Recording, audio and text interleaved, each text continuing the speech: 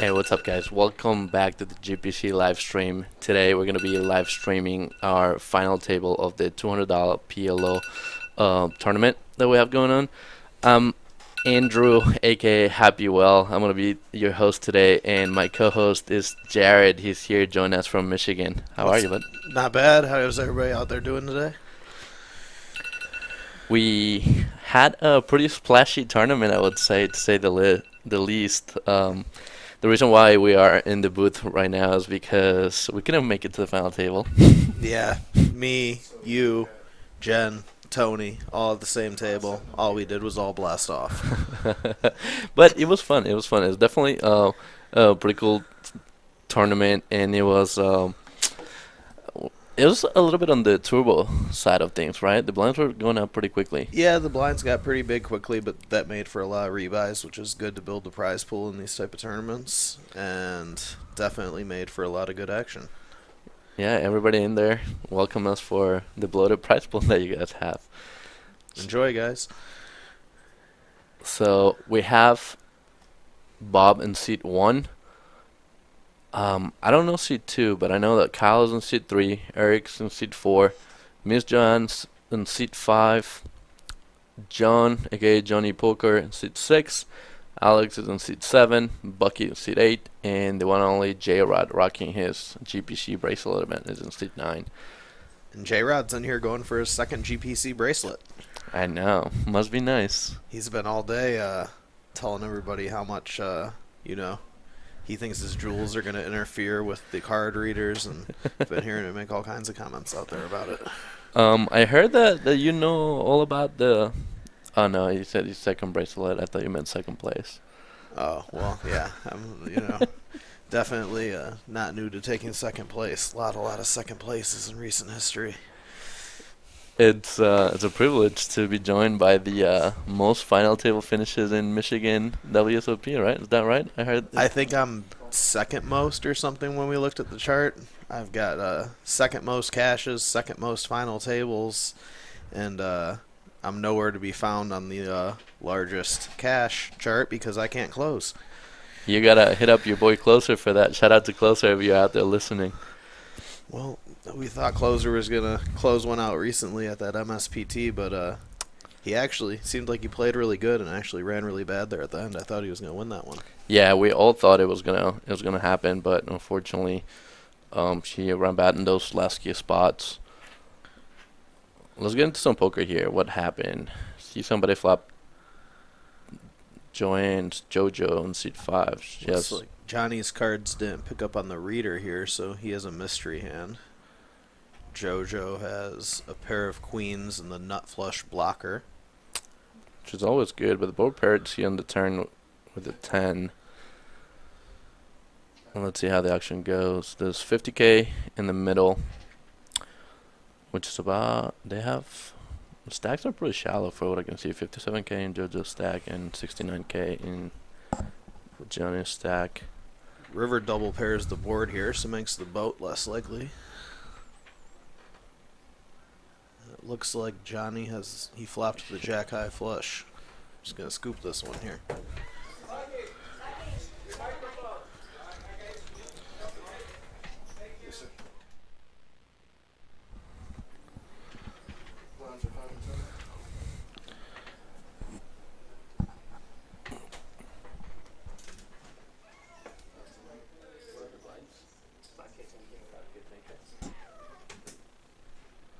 Alright, and it seems like the blind levels are 5,000, 10,000.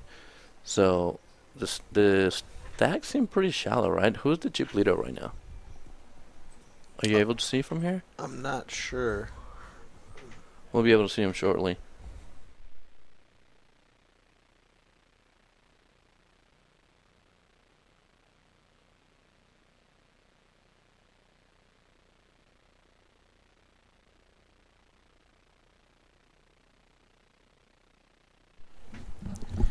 Some rookie mistakes over here.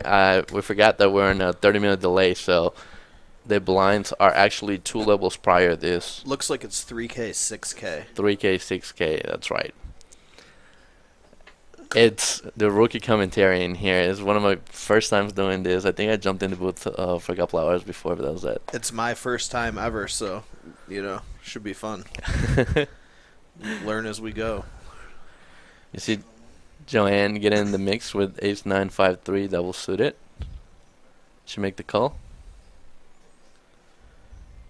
Brutus over there looks overlimps with the Jack 10-10-6. It's got some connectivity, some hearts. Those hands get me, man. It's like, look at Jack 10-10-6, one suit. That Jack 10 of hearts looks so pretty. I can't get away with those things. Yeah, it's hard. That's little Jack 10 suit. That's one of the most fun hands to play and hold 'em. So as soon as you look down at that, you almost feel like it's a little playable, almost no matter what the other two are. And we'll see here K7 flopping top pair, backdoor club draw. Eric has a better king queen, and seems like Eric's in the lead here. Oh, it looks like JoJo turned trips on the turn here. She's gonna put out a bet, I believe.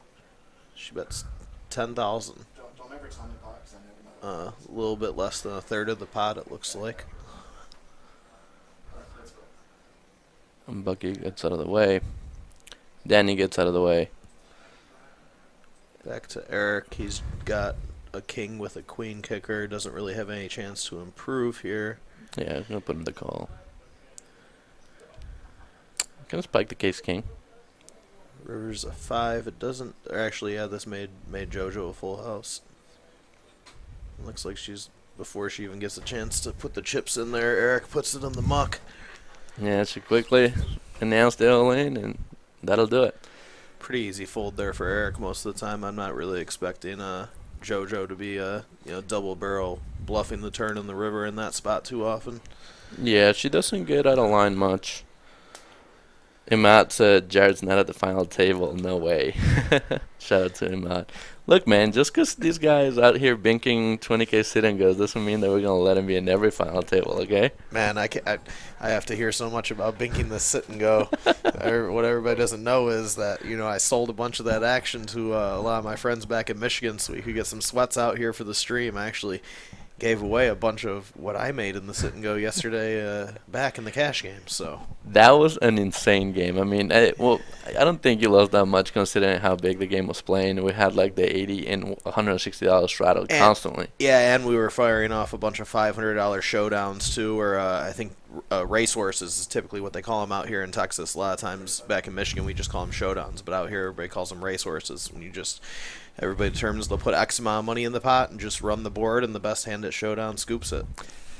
Yeah, and it was pretty crazy because pretty much the whole table did it a few times, right? So it was like 4K in the middle. Yeah, if you guys want to actually check one of them out, if you guys want to check back on the Georgetown Poker Club on the recent videos, there's a clip, I think, of one that was I believe it was 8 ways for 500 apiece. So the winner of that one scooped a 4K showdown just in one hand there. So that was nice little prize for somebody.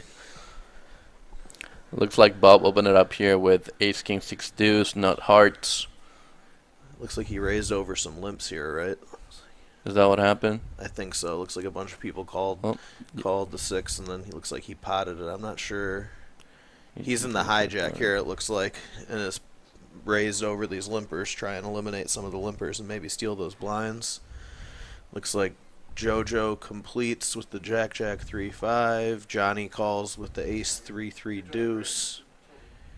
Brutus here, he's got king queen 10-8 double suited. I actually this whole mix of hands, I think I like his hand the best. Yeah, it's pretty connected. You have 2 suits going for you, and you can flop very well with this hand. I don't know about you, but I probably would have found a pile in there with that hand. Yeah, I think so. With all that dead money in the pot, and probably not wanting to go this many ways. Maybe if it was less people in there, maybe call and just jam it in on the flop, depending on what comes. But yeah, it looked like Bob is in the lead right now with ace kings top.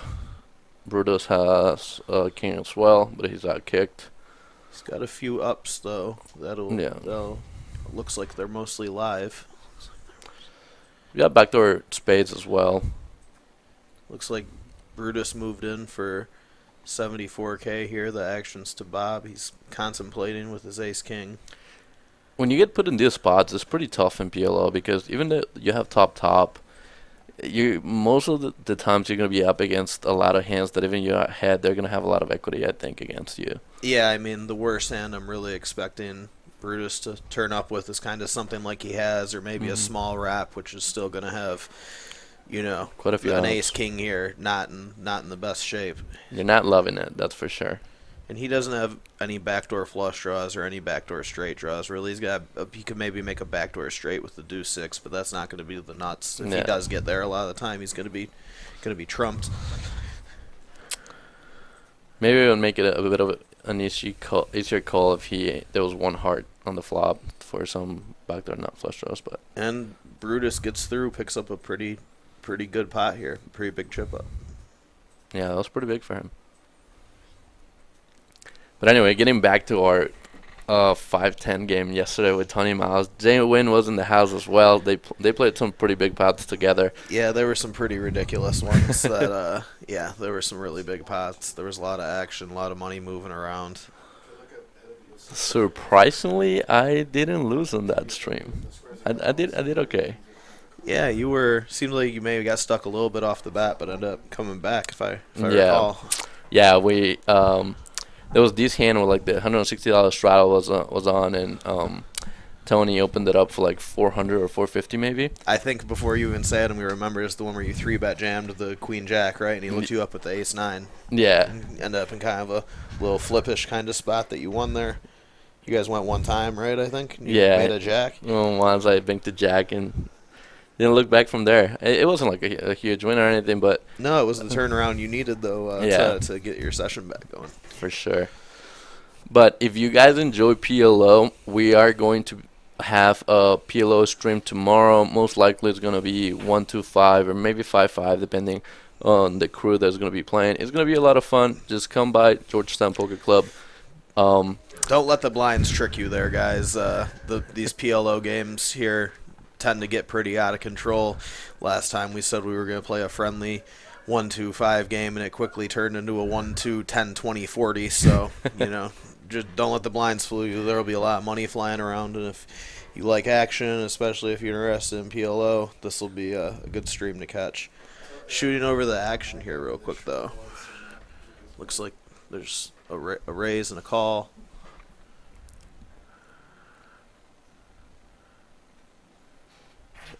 Looks like Johnny completes out of the big blind with Jack 9-7. Pretty nice hand. Some connectivity, a suit. Eric's got the King Queen 10-8 double. Eric seems to be running pretty good in this tournament. He's got a good amount of chips. Yeah, I mean, I remember from our table we just kept on saying, hearing from the other table that he was getting lucky and winning all the pots. Not saying that he was not playing good as well, but a lot of times playing well and running well go hand in hand, and it seems like that was happening for him today. Being a good player and running pretty good is a lethal combination. Like, it'll get you up there. And he scoops another pot. He flopped king, I believe.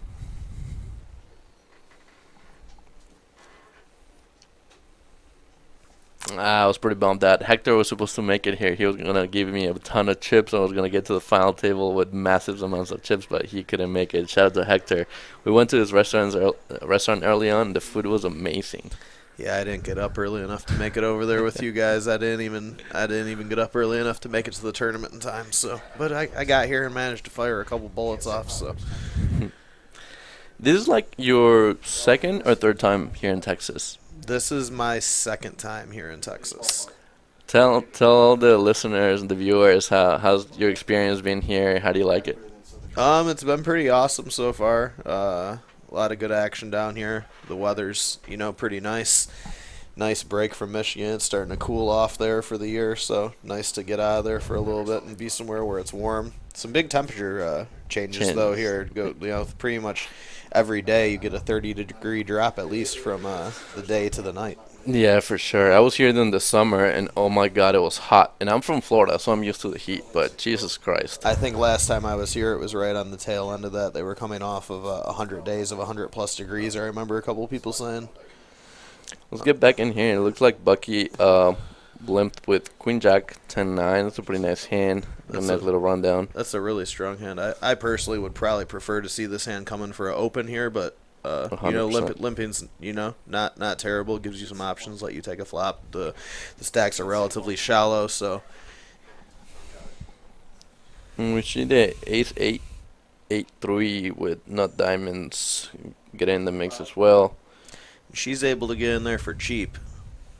All these hands able to limp for cheap, which I don't know. Sometimes that's one of the problems when you limp in these hands instead of opening. You're really playing guess and check against the hands you're up against. You know, you're laying these hands with like these dangler three pairs and stuff limp in there, and a lot of times it can be hard to know where you're at after the flop in these limped pots.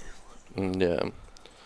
Bucky is definitely going to put in a bet here. He flopped a 10 with a little wrap in there. We got Queen Jack 9 with middle pair.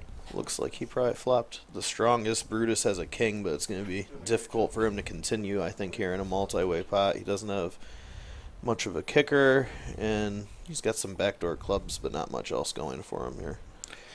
Do you think Miss Joanne is going to get out of the way here with her queens? Maybe, but you know she likes to see turn cards. She's got a little backdoor flush draw there, a couple backdoor straight draws, but it looks like it's 25K for her to call here, so it's Half gonna of her be stack. yeah. If she calls here, she's kind of gonna be committed to the rest of the hand. It looks like she lays it down.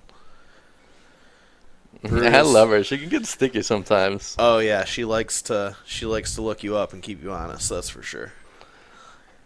Well, it folds around, and Bucky scoops a pretty good size spot. Well, It was pretty decent size. There were a lot of limpers, and at this stage of the game, all these pots are relevant. Like I said, the stacks are pretty shallow, so anytime you can pick up a pot like that looks like it had like probably about 6 big blinds in 6, it. 7 big blinds, That's yeah. a lot at this stage of the tournament. yeah, absolutely.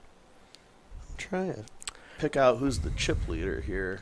I believe K7 has 500K or around 500K, which seems to be the chip leader for now, but I could be wrong. K7's our 3-seat here, right? Yes. He's looking to make up for his super card dead, super low VPIP cash game last night. So he's looking to turn that around.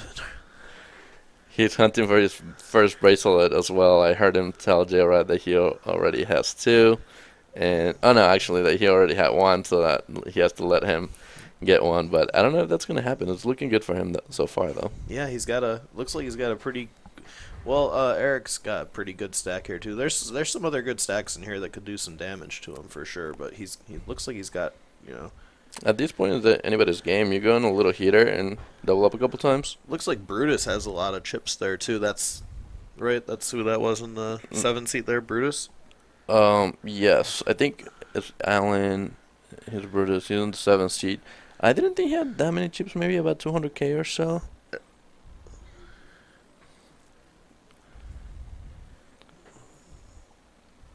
Looks like we got a limp here from J-Rod with the Jack 10-9-9. It's another pretty hand I wouldn't get away from. Lot of limping going on at this table. Not a whole lot of raising pre-flop. You see Bob making the call there as well with ace 7-7-6, not hearts. K7 gets in the mix with King Jack 10-7, rainbow. They're gonna take a flop 5 ways. J-Rat's flopping middle set here in a 10-9-6 board. Yeah, looks like K7 flopped maybe the top pair with a gut shot, a little double gutter there.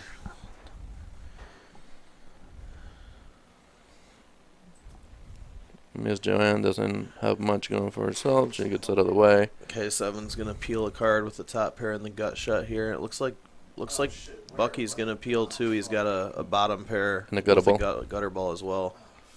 Same gut shot as K7. So if a queen were to come, they'd be chopping the pot. Third club comes on the turn here. That's gonna freeze up the action a little bit. Even I don't think. Ooh, and look at K7 going for the bluff with the jack of clubs. I like this a lot here. I think he's aware that there's a pretty good chance that just a 10 is not going to be good at showdown in this spot very often. He's taking this opportunity to try and steal the pot. And it looks like he got called by J-Rod, and the river brings a fourth club. And yeah, Jared's gonna be good with middle set. J-Rod's gonna scoop a pot there. Isn't that a pretty nice one? 178,000 going Jared's way.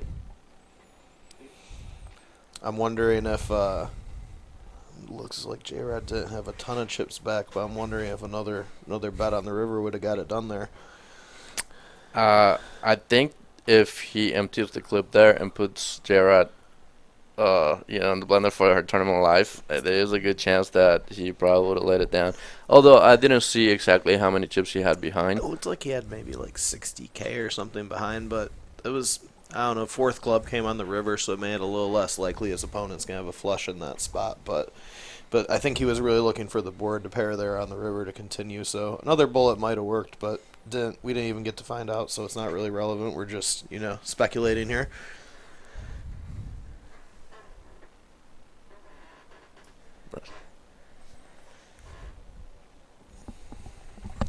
All right, pick back up at the action here. Bob's got pretty terrible hand. Trips in the hole with a jack. 3 deuces and a jack. Doesn't get much worse than that.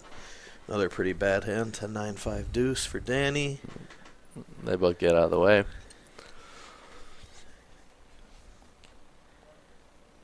Gets to K7 here. He's got King 8-7-4. This seems like a pretty wide open. He limped. He limped? Yeah. I got to be honest. I really don't like this limp from K7 here. I wouldn't mind coming in the pot at this stage with the size stack he has. But if I was going to come in this pot, I'd be looking to open it up and attempt to either take down the blinds or take control of the hand, especially with this kind of a weak holding, King 8-7-4. You're overloaded in the diamonds. Your straight's not that connected. Your king's kind of a dangler. I'm not sure. Yeah, I definitely don't like the limp there. I mean, like you said, maybe coming in for an open would be different. But even then, I think like when you're chip leading, in an event like this at this stage, I think you want to practice some stack protection and I mean, you also have to put some pressure in small stacks and stuff. But it's like you kind of have to find that balance that. I agree. You're good because you're gonna have spots where you're gonna have to put a portion of those chips in and gamble against some of these shorter stacks. So, if you keep on getting in there and bleeding too many chips in weak spots like this, those blows where you might have to gamble with the short stacks could affect you a lot more. Yeah, and before you know it, you will no longer be the chip leader. Yeah. I'm much rather see him opening with like a hand like 8-7-5-6 or 9-8-7-4 with double suited, those type of hands. If you are going to open with a kind of dangler hand like this, I would much rather the king be an ace, because a lot of times people are, at least you're blocking the aces, and people in these tournaments, a lot of times, especially, players who aren't quite as experienced, they're only going to be looking to re-raise with aces, and it's nice to be blocking those when you're coming in there with a little bit of a weaker hand sometimes. Looks like JoJo is putting in the remainder of her stack there, kind of picking back up. It looks like we got Queen 8-5 flop, and she flopped a piece. Brutus, though, flopped a Top 2. Really big hand, and the nut flush draw. Oh, really, wow. really big hand here. Johnny's got a double. He looks like he folded already. He had a double gutter. The action gets back to Bucky. Is it on Bucky? I'm not sure. And it looks like Bucky has a piece as well. He has Queen 10-9-4 with 10 high clubs, so he has top pair, a gutter, and a 10 high flush draw. That's a pretty decent hand. You gotta be a little bit worried this many ways. You gotta be a little bit worried this many ways about somebody having a bigger flush draw, maybe, which actually is the case here. Brutus has the nut clubs. He has him in a pretty tough spot because he also has top. But if he somehow decides to make the call, he's gonna need a jack, A 10 is gonna not necessarily gonna do it for him because Brutus has Queen 10 as well. It looks like he did make the call, I believe. Oh, he made the call. So he's looking for A just 4? a jack or a 4. 4 or a jack, yes. That- Oh, JoJo takes the lead with Queen 7. No, Brutus has the top 2 actually. Oh, with top the Queen 2. 8 there, yeah. That's right. Unfortunately, JoJo is going to be drawing pretty thin here. A jack's going to be no good because that'll complete a straight. She needs a 7 or a King. king. Yeah. That's not a club.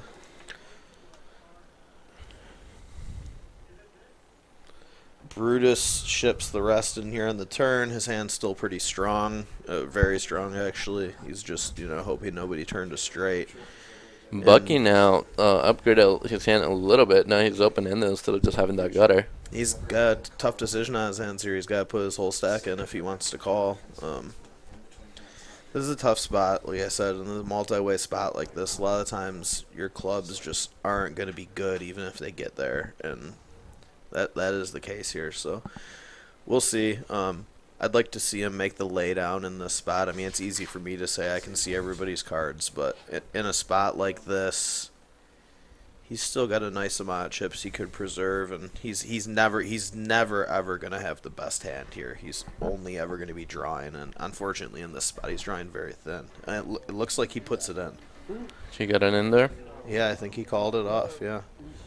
So we're gonna flip the cards over and get to a river here. Oh, what do you think the river is gonna be? Man, I would love a king of hearts, honestly. See JoJo stick around here. Yes. Let's keep her in the mix. King Bull, corner pocket one time. Sorry, Bucky and Brutus, we're not rooting against you, but Joanne is way too nice to root against her, so.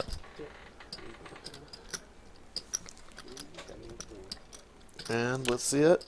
The club Boom. that's going to make the stone nuts for Brutus, and he's going to get the double knockout and pick up a massive pot here. He put himself in a really good spot after this double knockout. He might be a cheap leader now. Yeah, that was a really big pot there. His nipple started vibrating. There's some nipple conversations. Yeah, something about a vibrating device. I'm sure all our viewers I'll allow it. and almost everybody out there, not even just people in the poker community, a lot of people outside the poker community understand the relevance of that statement with everything going on in the news right now and the poker news. Man, I'm not even going to ask you what's your stance on that because I don't want to have to discuss this for the rest of the stream. But for me, it's been enough. Like, we got back to the hotel yesterday after playing 8 hours of a great session, and I'm ready to sleep like 5 o'clock in the morning. And I turn around and look, Jenny's watching Joe Ingram's stream that's been going on for like 11 hours. I know Jen didn't let you go to bed. She was already making it into Garrett released his like full I forget I'm slipping my mind here. What's the word? I guess his full report. Yeah, there was some investigation going on. I think he did some background checks and stuff on Rip and what's the girl's name? A lot of interesting stuff coming out. We're not gonna. That's an endless hole we could dive into. So we'll not get into that too much more tonight. Let's keep the focus on the action here. But definitely interesting things happening in the poker community right now. For sure. Picking back up in the action, it looks like the action's on Danny. He's got threw it in the muck there. Couple trash hands go in the muck quickly and gets to Johnny, and he's short and he picks up the aces here. He's overloaded in clubs, but it doesn't matter with the stack he's got here. Any aces are great. Hey, Nell. What's up, Flacco? It's been way too long. You have to come visit us in Texas. I'm just giving a quick shout out to my cousin. He's in the chat. Yeah, you should come down and hang out with us one of these times we're down here, splashing around all this action. So J-Rod looks like he's coming in here. He's got 8-8, 7-7 with a suit. Pretty decent hand. Take a flop with here. I'm sure if he hits anything at all, straight draw, flush draw, any a set, obviously he's going to be putting the rest in with how short Johnny is here. I mean, he flips a high flush draw. Yeah, and he gets it in right. I think he actually let out and put Johnny in for his last little bit, if I'm correct. Or I'm sorry, I should say put Johnny to the decision for his last little bit, which we knew Johnny was going to call with anything with his last 16K here. He's looking to fade a 7, a 8, or a spade to stay in the tournament here. Let's put a club in the turn for some. Actually, no, we don't even need the club. We just need no spade, and he will stay alive. But I don't know. I think it'll be kind of gangster if J-Rod gets a second bracelet. I think if you see his He left really hand, wants it. He wants that second bracelet. He's in here. he's rocking it today. Have you seen that thing? So yeah, shiny. I know. It's actually pretty nice looking. Yeah, it is. They're actually those actually are super cool. They did a really nice job on those, I think. And it's gonna come brick, and the aces are gonna get the double here for Johnny. He's gonna pick up a pot, still be in here fighting for the bracelet. He picked up a bracelet in one of our last events as well. Which one? I think it was a double stack tournament we had like last month or the month before that. One of the Hold'em ones, though, right? Yeah. This is the first PLO bracelet event you guys have done, if I'm not mistaken, yeah? Yes, correct. We have our tag team events. Those are super fun. You played it in the last one that we had. That was a lot of fun. I really liked that format. Made for a lot of action. You could either pick your partner, or if you didn't have a partner, you could come and register, and they would assign you a partner. You know, somebody else who came and registered with no partner, and it was a lot of fun, man. There was a lot of cool dynamics happening there. You know, they ring the buzzer and call for the switch, and you just had to stop, drop your hand, and switch hands, or not switch hands. I'm sorry, but entirely switch stacks and tables with your partner. So whatever was happening in their hand, you had to come and pick up the action. If as soon as that buzzer rang, the only thing you were allowed to do was, if you had already announced a raise, you could complete your sizing, and that was it. You're not supposed to tell your partner anything or any information. So there were some pretty exciting hands where you could be, you know, going into a spot, you're completely blind on the situation. You look down, and maybe your opponent, you know, has half their stack and already in the turn, and they're bluffing. And now you just got to pick it up and make a decision. Yeah, looks like we're going 3 ways to the flop here. Oh, some really nice hands here, actually, too, it looks like. Yeah, Gerard opened it up with ace, king, queen, 7.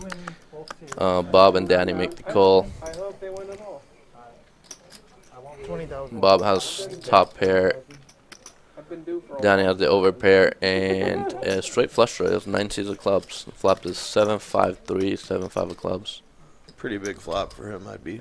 Well, I don't know. We'll see. Bob might. Danny's pretty short. Bob could decide to give him action here with the 7 and the 3 ups.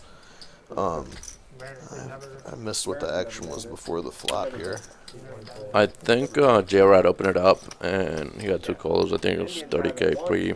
Bob's going to give it up, though, and Danny's going to pick up a pretty nice spot there. Alright, we should do something for the chat here. Let us know who you're rooting for. Let us know where you're from. If I'm going to do something, I'm going to give away the next entry for our next tournament. I'm not exactly sure where it is, but I'm gonna give. It's probably worth like $200 to the buy-in. If you tell us who you're rooting for, the first person that has the pick, makes the right pick, basically, will get a free entry for our next event. If you tell us that your pick is Alan and he wins, you'll get a free seat for our next event, or whoever your pick might be. That's pretty exciting. The opportunity to come down here and get in one of these tournaments for free, get a shot at one of the Georgetown Poker Club bracelets. Just real quick, picking up on the action. J-Rod got Jack 10-3 and opens it up here.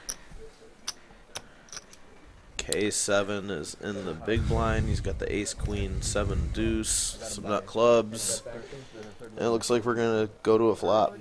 Heads up. I really can't stress enough how every pot is so key at this point. And J-Rod flopping the Jack High flushing here. K7's drawing Stone Dead, I believe. Yeah, he flopped literally nothing at all. Not ever going to be able to continue in that spot. One guess per person though. You know, Yes. you guys can't be firing off 5 guesses and We have our first guest, Jennifer, Dr. Abad in the mix. She said she's got Bob. Bob, you got some fans over here. Make it happen. Another thing, alright, I'm gonna go crazy in here. I'm just start giving away stuff. Like, if we get 100 people. How many are we at right now? I think we're at 12. There are 12 people watching. Actually, 100 people might be too much. Let's say 50, right? Yeah, 50 is a good number, I think. If we get 50 people to watch this stream, come join us, drop some comments, and just, watch the stream for a little bit. I'm going to give away 5 monthly memberships here at Georgetown Poker Club. You think that sounds good? Yeah, that's pretty cool. Be able to come over here and get your membership for free. 5 months, you said? No. Five monthly memberships, one month for each 5 person. monthly memberships. So Yes. that's opportunity for 5 different people to get over here and check out the room without having to pay for the membership for a month. There's a lot of cool things going on over here. They got we've got some cash games different days. They've got some tournaments different days. I know that they have a poker league over here. They were actually playing a tournament last night while we were playing the cash game. Yeah, contenders. They run on Wednesdays, Fridays, and Sundays, I believe. It's a great way to start playing if you're not very experienced, if you want to, start learning the game and stuff. Let's pause on that and check this real quick, though. We've got a really, really big hand, actually, it looks like happening. Oh. Yes! Go, baby, go, And I actually thought that pot was going to go further than that, but it went, huh. Well, that wasn't as interesting as I thought, guys. Sorry about that. It was a 3-bet pot, though, right? Somebody Yeah, opened. I think it went open flat and 3-bet from it was Ace Queen Jack. I forget, Ace Queen Jack X double suited, which that's a really, really strong hand, and he got the kings and the queens to fold, actually. Oh, wow. And we have someone else picked J-Rod. So we got J-Rod picked, Bob picked, Austin 348, so he's got Eric. That's not a bad pick. I think Eric has a very good shot at taking his first bracelet. Yeah, he's got a pretty good stack going. It seems like things have been going his way. Brutus here, we've got an Ace Jack 8-5 double suited. Pretty strong hand. I think it looks like he's coming in for the open here. He's going to raise it to 20,000. I think Bob's going to get out of the way. Yeah, not much there with the Ace 6-3-3. Yeah, overloaded in the diamonds. Austin 348, welcome to GPC Live, bud. Thank you for tuning in. We got Seattle in the house. Johnny Poker's got 8-7-7-4 in the big blind. He's already got 10K in. Just had to call 10K more to take the flop here. He's gonna take the flop. Oh wow! He flops top set, but it's all spades out there, and he checks. And Brutus gonna come in for the continuation bet. And I'm not sure. Something's fall. Oh, his phone fell. I think it looks. I'm not sure what happened there, but it looks like maybe Johnny checked. Brutus put out the continuation bet, and I think Johnny potted it. Maybe. Yeah, Johnny potted it, and Brutus mucked. He didn't have much going on there. Was just trying to take it down with the C bet, and Johnny's gonna pick up a nice pot. What do you think about that play? Just potting top set in that spot. Honestly, with his stack size, I might not mind it.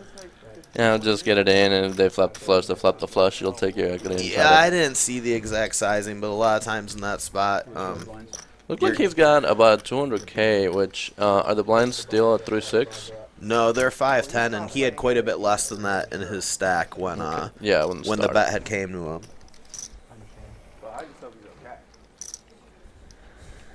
So there was already 60K in the middle, and I want to say Brutus continued for 15K, about a quarter of the pot there.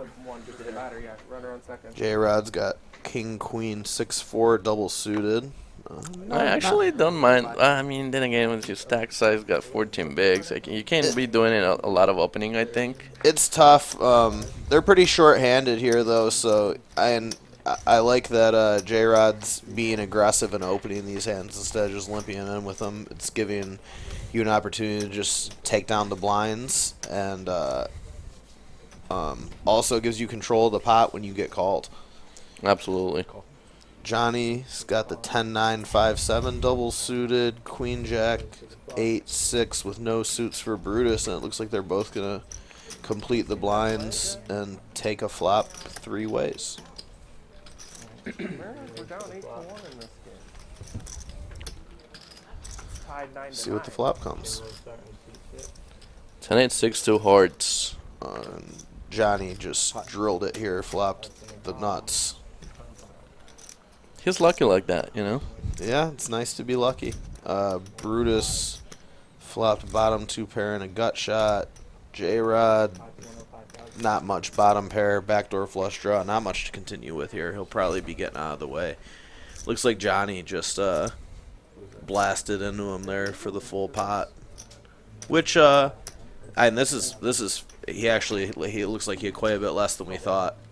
Because he was Yeah, able to 100K. pot for almost all in. How many greens does John have? Seat 9, so 4 greens? Okay, so we're going to hold. Yeah, I think it's pretty straightforward. You flop the joint here. There's a flush draw.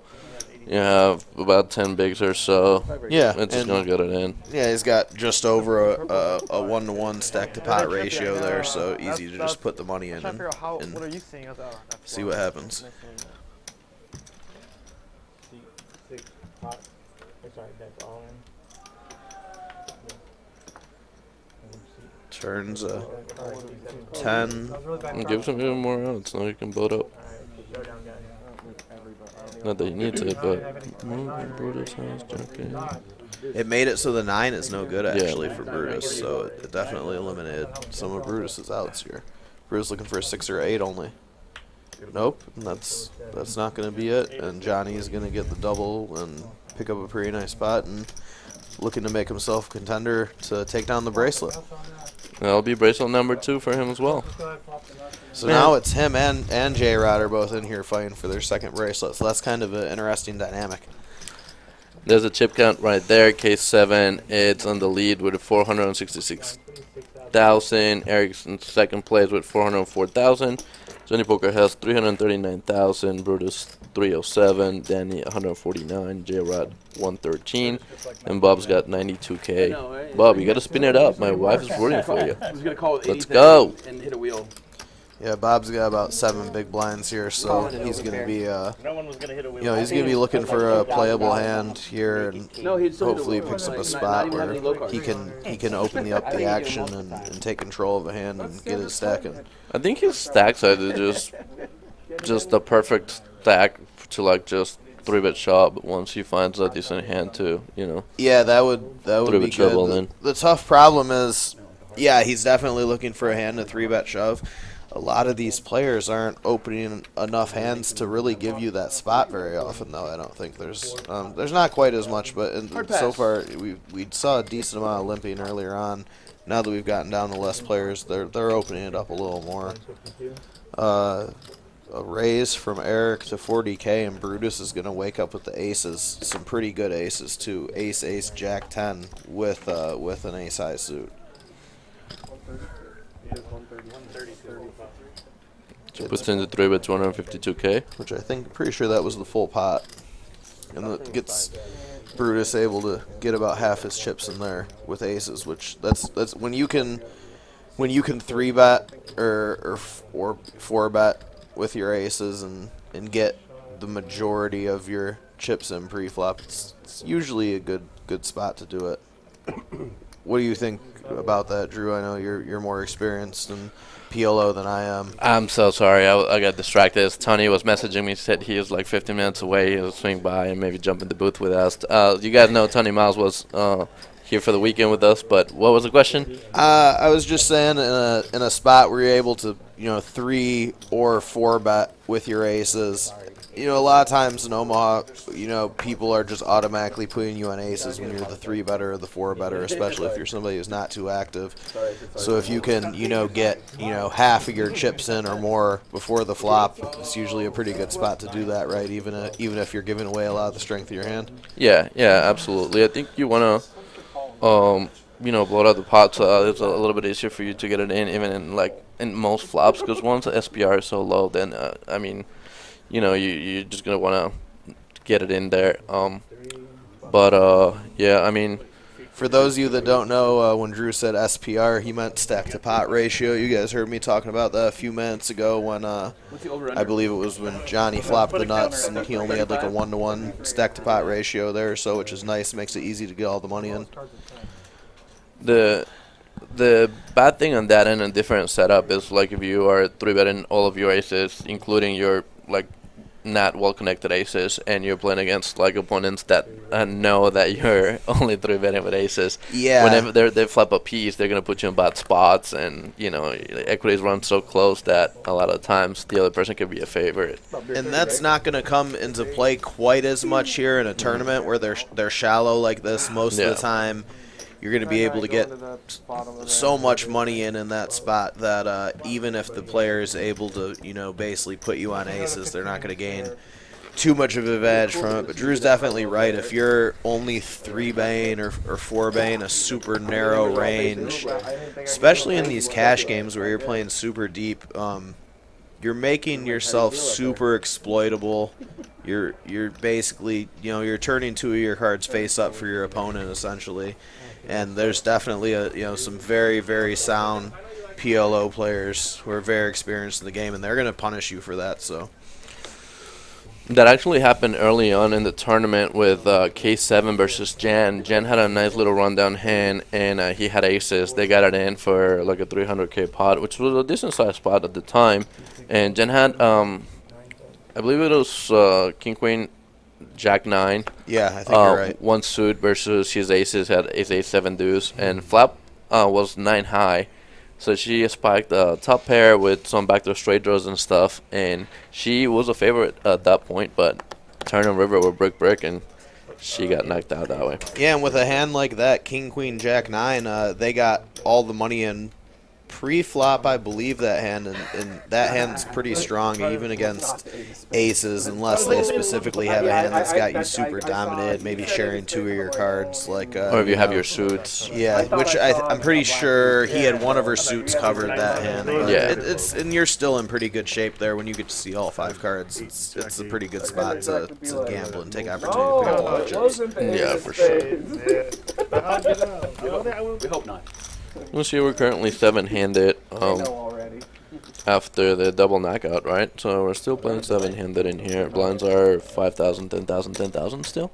No, 5,000, 10,000? Yeah, there's no big blind ante in these. Correct. In these PLO tournaments. They, at least from my experience with the few that I've played, they usually don't play with an ante. It's usually just the small and big blind. Yeah. I haven't really played that many PLO tournaments. I haven't played a ton either. I'm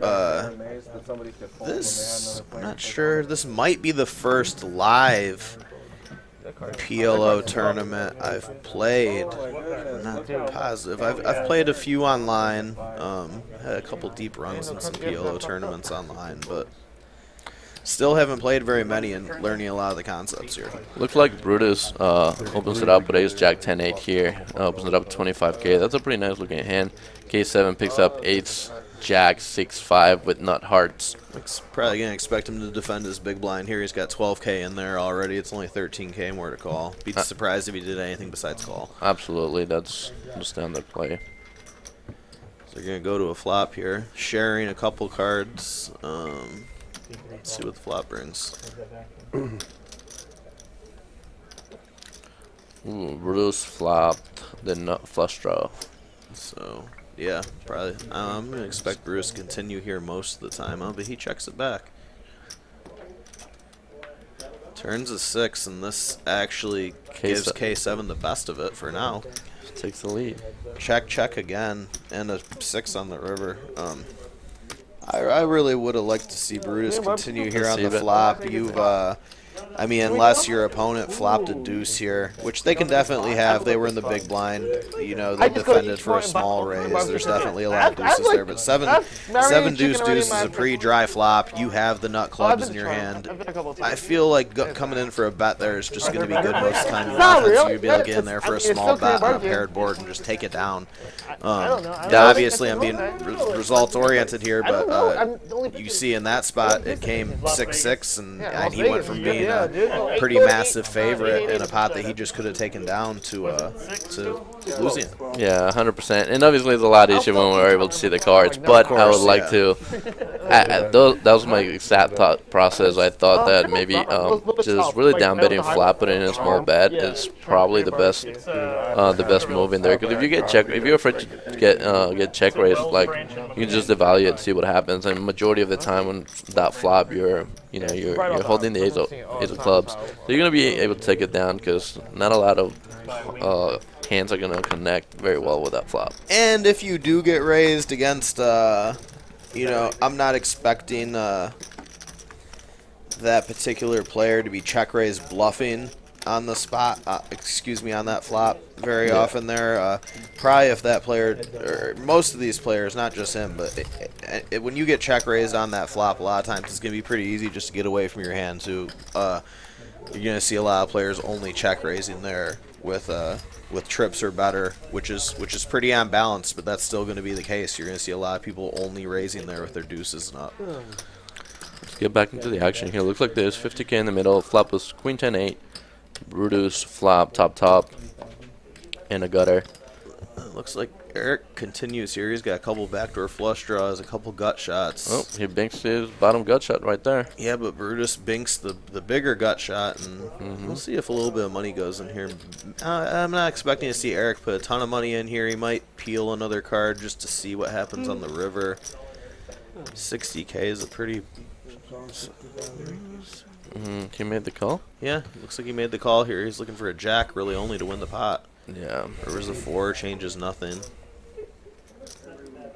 Actions on Eric. He probably picked up something live because making the call there in that 4-liner, you really just need one of them in the piece, one of them in the jack, right? So it's pretty likely that. Yeah, it's kind of. I guess when you peel the flop there though in that spot and you hit a straight on the turn, it's hard to just give it up. If you were thinking that they were trying to make a move on the flop or steal the pot. Yeah. And now you pick up the straight. Puts you in a tough spot there. A lot of times, it's not hold'em. And hold'em, you hit a straight. Well, that was a one-liner board, so it's a little bit different. But in hold'em, you river the bottom end of a straight, and it's 2 cards. You're usually willing to put a lot of money in there. In Omaha, it's a completely different ball game. A lot of times, you'll river that bottom end of the straight, end up trapping yourself against a bigger straight, just forced to put money in the pot, dead. Man, in hold'em my flop top pair, I'm ready to die. Yeah. Let alone a straight. 2-card game. But yeah, the chip count, it's anybody's game really. Bob is at the bottom of the list with 74k, but if he picks up a couple good spots, doubles up, triples up, he's right back in the mix. Yeah, it doesn't take much, especially in a structure like this with the blinds getting so big so fast. A quick double up or triple up, you're right back in the mix here. Back to the action, we've got some hands here. Let's see. It looks like J-Rod opens the action. King Jack Jack 7. It's a okay hand. Nothing too special. I wouldn't be too excited about that. Now Danny with a hand actually that I really like here. Queen 10-8 9 double suited is a very very strong hand. I would be willing to bet my car with that hand. Yeah, I'm not folding this hand for. And I'd put a lot of money in pre-flop with this hand. And the flop is going to come out 9 ace king with 2 hearts. Not a very good flop for either player. Danny's hand became a lot less pretty now because he doesn't even have a. Oh, I guess he does have a backdoor flush draw, but like he's got a gutter and a bottom pair. Ace on the turn here, just not really getting any better. J-Rod's got a king here. Danny looks like he's turning his hand into a bluff. That's a pretty good bet. And it looks like J-Rod raised and got it done. Wow, that was I wasn't expecting that to play out like that, to be honest. Neither did I. You can see right now the Georgetown Poker Club bracelet, silver bracelet right there in J-Rod's left hand. I feel like J-Rod must have maybe he had a live read or something specific to the hand there, because that's a tough spot there to just put it in with just a king and a jack kicker on that board with the two aces. Because you could be dead. All it takes is your opponent to have an ace, and if he had the two jacks there, so he had a boat possibility, but he very easily could have been basically dead in that spot. Yeah, but made a good read, and he got in there and picked up the chips. 7 and 14. All right, guys, just a friendly reminder. If we get to 50 live viewers, we are going to be giving away 5 free monthly memberships for the people who picked our winner today. Who's your favorite? Put in their name. Only one person per pick. We're going to... How many are we at over there now? Have we picked up any more? Somebody picked J-Rod, somebody picked Eric, and somebody picked Jen. Oh, my bad. I meant how Jen, many viewers? Bob. How many viewers are we at right now? We were at 13 for a second, and I think they fell asleep because we're back down to 10. Oh, man. Guys, let's get the views up here. Call your friends, text your friends, let them know, tune in, check out the action. Trying to get these views up here. We got some free giveaways going. You want to see what I got, huh? Tell them to... I'll tell you what, if we get up to the 50 viewers here at one time, I'll add on to Drew's thing. If we get up to 50 viewers tonight and somebody walks in the doors, I'll give them till the end of the day tomorrow. But if we get up to 50 viewers tonight, you have till the end of the day tomorrow to walk in the door and say, I was part of the stream when you guys got up to the 50 viewers, and I'll buy you into a cash game here for $200. I'll put $200 in your stack and free roll you in the cash game. Oh, that's super generous of you, bro. Thank you. Oh, look, we missed the action. We got. Oh man, we have some good hands here too. We were so busy worried about the promotions. King, Queen, Jack, double suited. That's a really strong hand. Bob's got a pretty strong here hand too, especially as short as he is. Ace, King, Queen in the hole he's got a dangler 7 here. Don't love to be overloading the diamonds, but it's a pretty strong hand, especially when you're this short in chips. He's just looking to get it in here, and this is a good spot to pick. Unfortunately, he ran to a very, very strong hand. He's still got some outs though. He's got diamonds. Could hit an ace. Jack 10 flop is very good for him as well, although a lot of his outs are dead. Yeah, that's the bad part about this here is a lot of his outs are dead. He's sharing a lot of the cards with Danny. His king's essentially a dead card in this spot.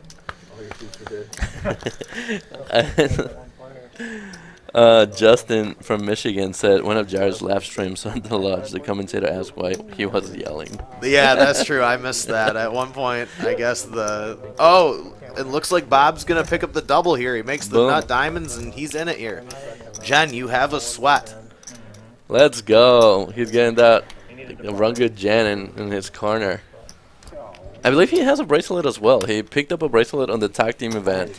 They knocked us out. His partner knocked out Jan right before the final table on the last event. You were here, I think. He was partners with Dirty, wasn't he? Yeah. Him and Dirty. Dirty's kind of a hometown legend around here. I hear a lot about him around the poker rooms, and he comes over here and plays these tournaments with us live. Seen him over here playing some of the cash games. I've seen him around town and at some of the other rooms, at some of the other games. He likes to be in the mix. He's a pretty cool guy, yeah. I appreciate it. Shout out to Derry. Thanks for coming out here, man. Oh, old Ben Bill? Yeah, I remember that. So Bob's going to get the double here. He's got Jen in his corner. It's always nice to have, Lady Luck on your side. Action picks up on Bob after he just got the double here. It's on him. Looks like our blinds are at 7 and 14K now, so they're just getting bigger and bigger, and they're just going to be, forcing people to get in later and later as the time goes on here. Yeah, that's the beauty in tournaments. You have to mix it up. And Bob, I'm sorry, he folds the Jack 5-6 under the gun there, which I really like. I feel like I've seen some players in some of these tournaments overvaluing hands like that. You know, a hand like Jack, Jack, 5, 6. It's not, you know, you look at it and you've got pocket jacks, and that seems like, you know, you've got a nice big pocket pair, but you really got no connectivity or anything going with it. And a lot of those hands, you know, people get deceived by and think they're good, but they're really not very playable at all. Yeah, it's that transition from a hold'em player to PLO. You see like Jack splash in your hand, and you know, like you said, you overvalue it a little bit, but those hands don't really flop very well, especially in multi-way. Yeah, you're essentially set mining. You're basically just hoping you can maybe, you know, flop top set and get, you know, somebody in an unlucky spot, because otherwise, you know, and it's gonna be hard to get paid in those spots a lot of the time. It's tough with a hand like that. Where are you saying it is, John, over here? I think it's a little to the right. Johnny Poker with these super reflective sunglasses on here. He's, you know, looking to put the pressure on his opponents. Yep, you're right. Also, guys, don't forget to like and subscribe. If you guys are enjoying the streams, we are doing upgrades. We're getting them better and better every time. So if you enjoy watching some poker and you enjoy following me and my crazy friends, we're going to have some influencers or well-known poker people in the industry coming up here pretty soon. Have a couple cool things on the mix as well, so just hit us up, come check us out, and see what we're all about. A lot of fun stuff happening over here at Georgetown. You know, the room's only getting stronger and stronger. The action's getting better every time. We've been seeing some pretty well-known faces over here. You know, we had that cash game going yesterday. Like Drew was saying earlier, we had Tony Miles here, you know, runner-up from the main event of the World Series of Poker. Really good player. Nice to talk poker with him, and he's got a really good poker mind. I actually got to meet Jay last night too. I've never met him the first time. He's a really nice guy. I really liked him. Yeah, very nice guy, very humble. I was actually, I had the opportunity to meet him over at the lodge and play with him over there for a little bit. He's a tough opponent. Yeah, he was putting in the pressure. Thankfully, I was to his left. You had a good seat. Being directly to his right is not the best spot. You see him. He was putting a lot of pressure on last night. You seen him. We were playing the Jack 4 game, and he was fully embracing it. Yeah. I got dealt a Jack 4 once and tried to get in the miss, got 3-bet, and I should have put it in the 4-bet. Long story short, ended up losing $1,600 trying to win $200 for that man, prop bet. it's tough. You get, and that's part of the fun of that game, though, right? You know, you'll get guys, you know, sometimes blasting off thousands and thousands of dollars chasing 200. You know, I mean, it definitely stirs up the action. We were playing the Jack 4 game the other day somewhere else, and I had a situation like that come up where I was fortunate enough to flop top 2 pair with ace. Oh, hold on, let me pause. We've got some relevant stuff happening here. Looks like Danny's all in for 7K with A743. Is that right? How did he get so short? Did we must have missed something. We get pretty. Yeah. Sorry, guys. We got a little distracted, but Danny's all in here. He's really short. Looks like he's gonna have a hard time winning this pot this time. He's looking to either hit spades or some sort of small straight. His ace is pretty dominated by Eric's hand. We've got K7 with the King 10-6 double suited. Bumps it up to 33K, and then Eric looks down at a pretty nice hand too. I mean, he has 3 diamonds, but it's pretty connected. He has not diamonds, so ace, queen, 10-9. That's gonna be good enough to call a raise and take a flop, though, at least. I think I like his hand the best, even better than the kings. Yeah, I think, semi-debatable, I guess. The kings have 2 suits, which is pretty nice. And I did not realize that he was double suited, but yeah. Lots of chips. Oh, Queen, 3 queens right on the flop for Eric. There's going to be action because there's 2 hearts in there, so K7 has a king-high flush draw. And there's already 80K in the middle. Looks like K7's going to come out for a little bet here. What is that? Maybe I'll say half 45. pot-ish. 40K, so he's going to bet exactly half the pot here, and the action's going to get to Eric. He's not going to be going anywhere. The question is he going to raise it, or is he just going to call and see the turn? What would you do in this spot? Man, with the stack sizes, I don't know. You really want to protect against the hearts here. I feel like you've got no hearts in your hand. There's already a pretty nice pot out there. I mean, with his stack size, you could, bet the pot here and basically get most of the money. And I think if I were him, I probably would just go for the pot here, I think, which it looks like that's what he's doing. I think that's what he does, yes. What about you? What would your preference Yeah, be? I'll just pile it in there. Like you said, the stack sizes. If he so happens to have, pretty strong flush draws, he's most like I think he's gonna stick it in, and then you just take your equity or make him, put it in. And he's putting K7 to a decision here. K7 knows that if Eric's raising him in the spot, he probably has at least a queen. I'd be shocked for him to do it with less here. He could even have deuces full, which is not likely. He called a pretty big raise pre-flop, so having two deuces in would be difficult. And K7's going to find the fold. It's probably a pretty good laydown here most of the time, I think. Yeah, I don't think you're gonna want to chase a lot of flush draws on a board pair because he still has 3 of the cards to vote up, so that kind of takes away some of your outs. I wouldn't You mind. can be drawing stun dead also. Yeah, you definitely could be Oh, drawing. 5 ball. Oh Wow! He goes runner to stay alive to make it straight. Yeah, and that was what he needed. Like I said in the beginning of the hand, he was looking either to make some sort of small straight or a spade flush. Those were about his only options there, and he did it. He hit the back door, and Eric's looking pretty disappointed there, shaking his head a little bit. Understandable. It looks like that one was going to be a lock for him when the money went in, and it wasn't. Yeah, but at least he broke even because he called a I think it was 33K bet on the flop, and then pre-flop, and then K7 put in 40K. Yeah, So he scooped the side. Yeah, he did. He recovered most of what he had put in the pot, but a little disappointed nonetheless. Yeah, absolutely. And you're a massive favorite there, and goes runner, and then boom, 5 in the corner pocket. Yeah. We'll do it. He'll stay alive. Yeah, I mean, we've all seen it, those spots where you just, you might as well, you've all but scooped the pot in your head and then somehow it gets shipped the other way. We have Alex in the chat. He said, "When a whale is happy, it's not to be messed with." That's correct. That's Alex the orca there, or is it your friend Alex? Which Alex? I think it's the orca. It's Alex Paul 5590. Yeah, that's the orca there, all the way from Michigan. He couldn't make it out here with us this time, but he's here with us in spirit. Shout out to Alex, man. He's a great guy. He's also a fellow whale. We come from the same family. 2040. So it goes up real fast. Can you make it 816? You know how to do that? Like a lot of mostly trash hands here so far. Not much to report. There's Ace 9 9 7. He's got 10 bigs. It's not a very good hand. It looks like he's in pretty late position. Yeah, he's on the cutoff. Lay it down.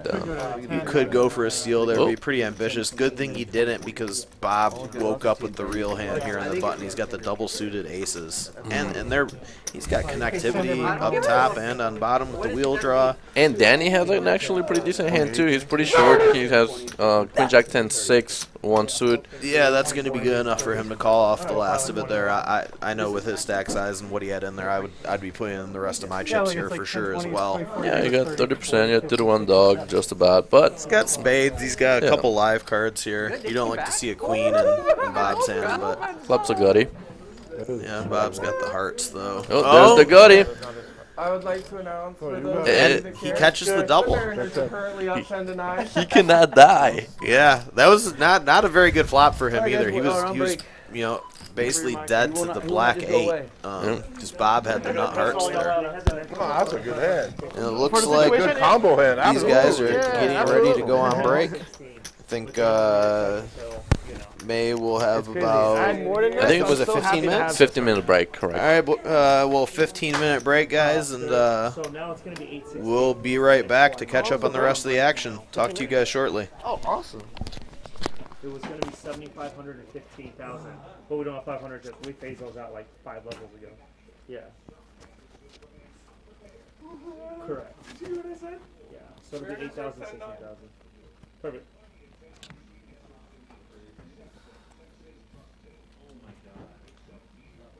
God, dude.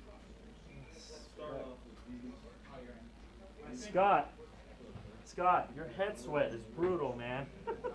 Yeah, dude, Jesus. The Mariners are up 10-9. I know. So Eric, I think your chip count was off, right? You're Yeah, 30 I have light. 30K more, I think, than they had me. I don't know if they want to relay that in. But 150. I shouldn't.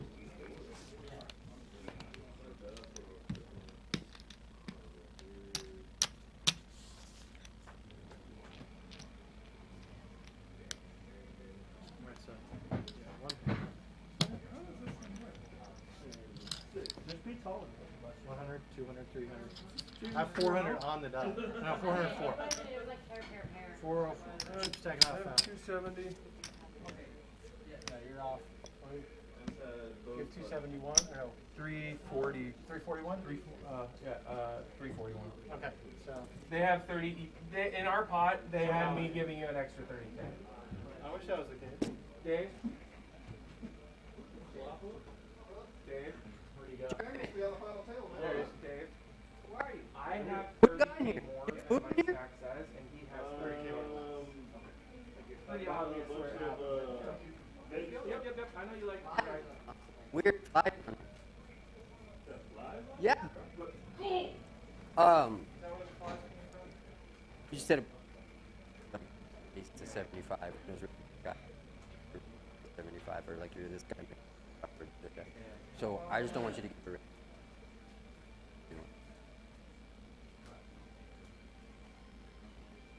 Hot Ranger coming through. Coming up much in the flush.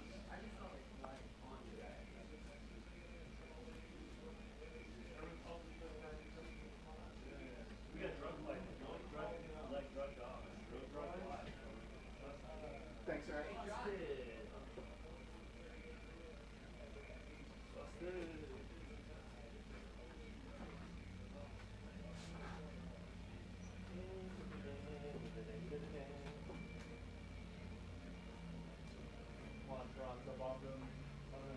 Turn around 11-10 down. Huh? I just booked you, dude. It's a nerve win, bro. Oh man, we're anti-glitter.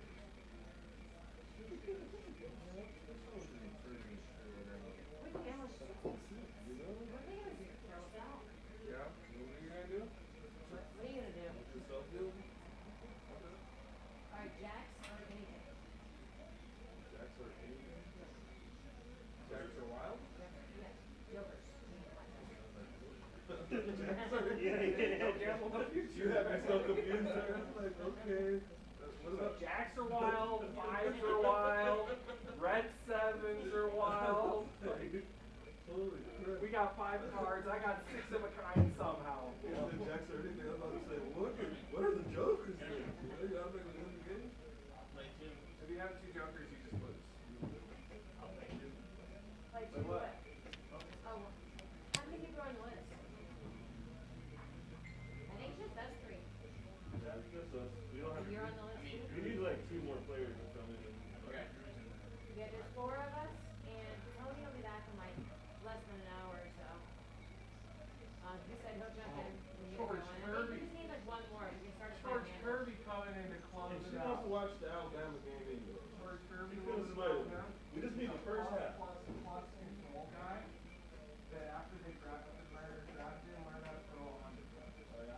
Yeah, he walked like 8 guys in the senior year. I haven't seen a Joker since Slade. And then he walked like 15 guys.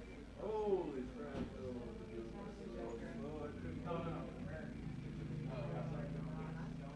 George Kirby.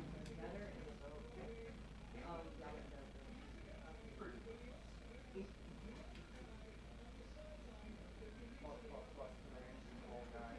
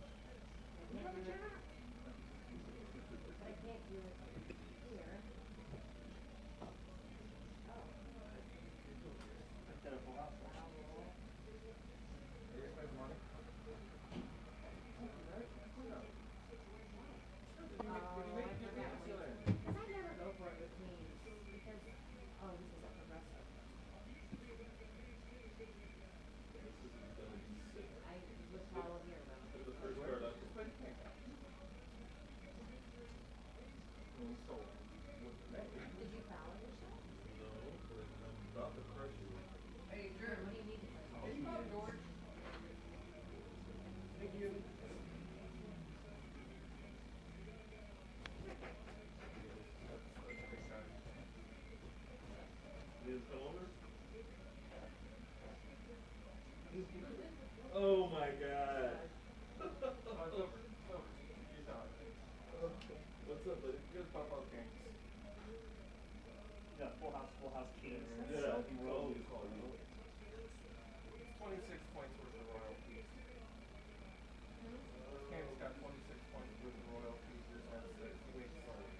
He makes 26 because he scoops.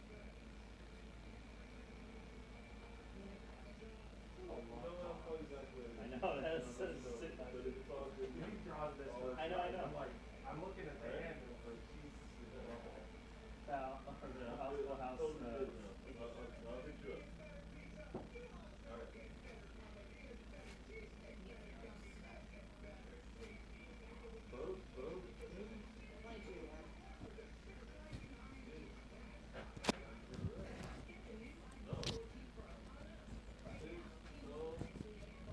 Hey, what do you think?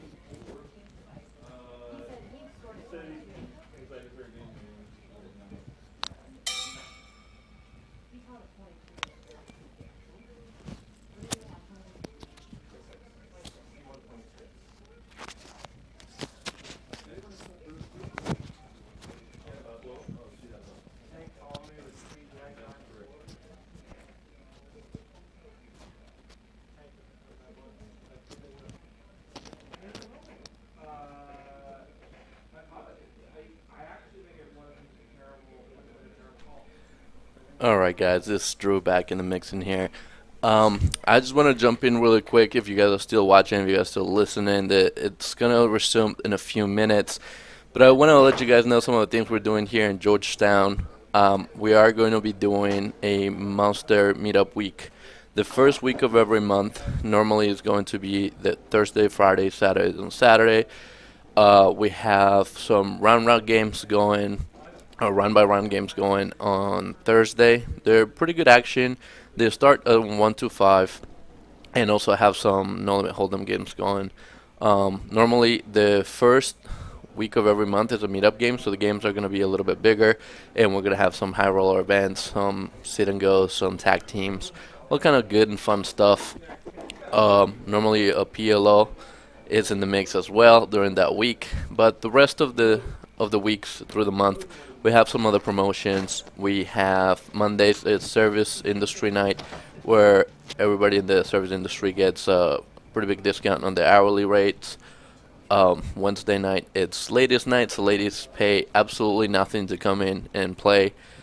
And we have, like I said, the run by run on Thursdays. And we have bracelet events every month as well.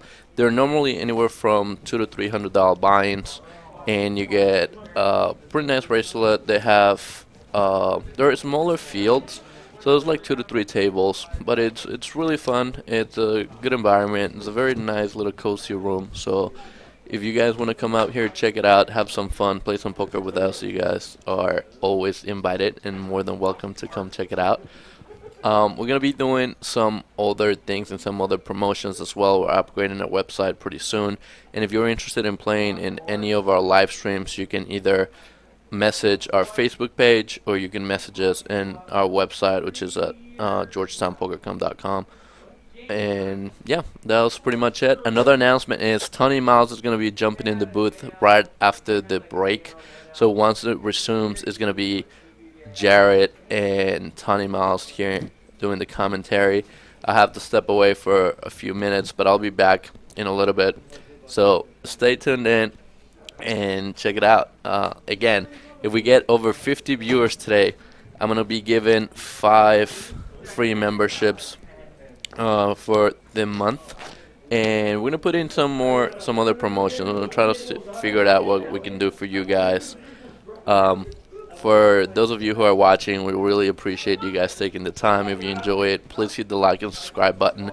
We're trying to grow this channel. We want to do some really cool things here. We have done in the past few months a few charity and benefit events. which have actually had pretty good turnouts, have also been a lot of fun. And yeah, we want to do a lot more of that stuff. So if you guys help us grow this channel, it'll help us, reach more people and do some pretty cool stuff. So really appreciate everybody. And I'll leave you guys here with Jared and Tony Miles in just a few seconds. Catch you guys later.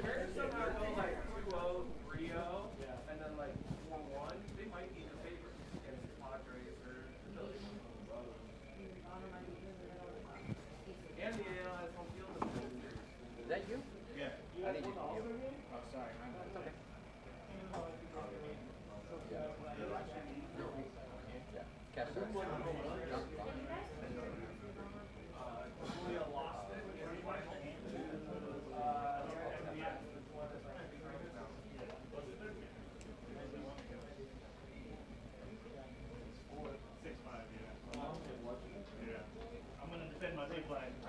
I know, but it's like, there's like only 2 cards you can hit. Yeah. Agreed. I'm mad about this one. Double suited kings, and he just peels off trips.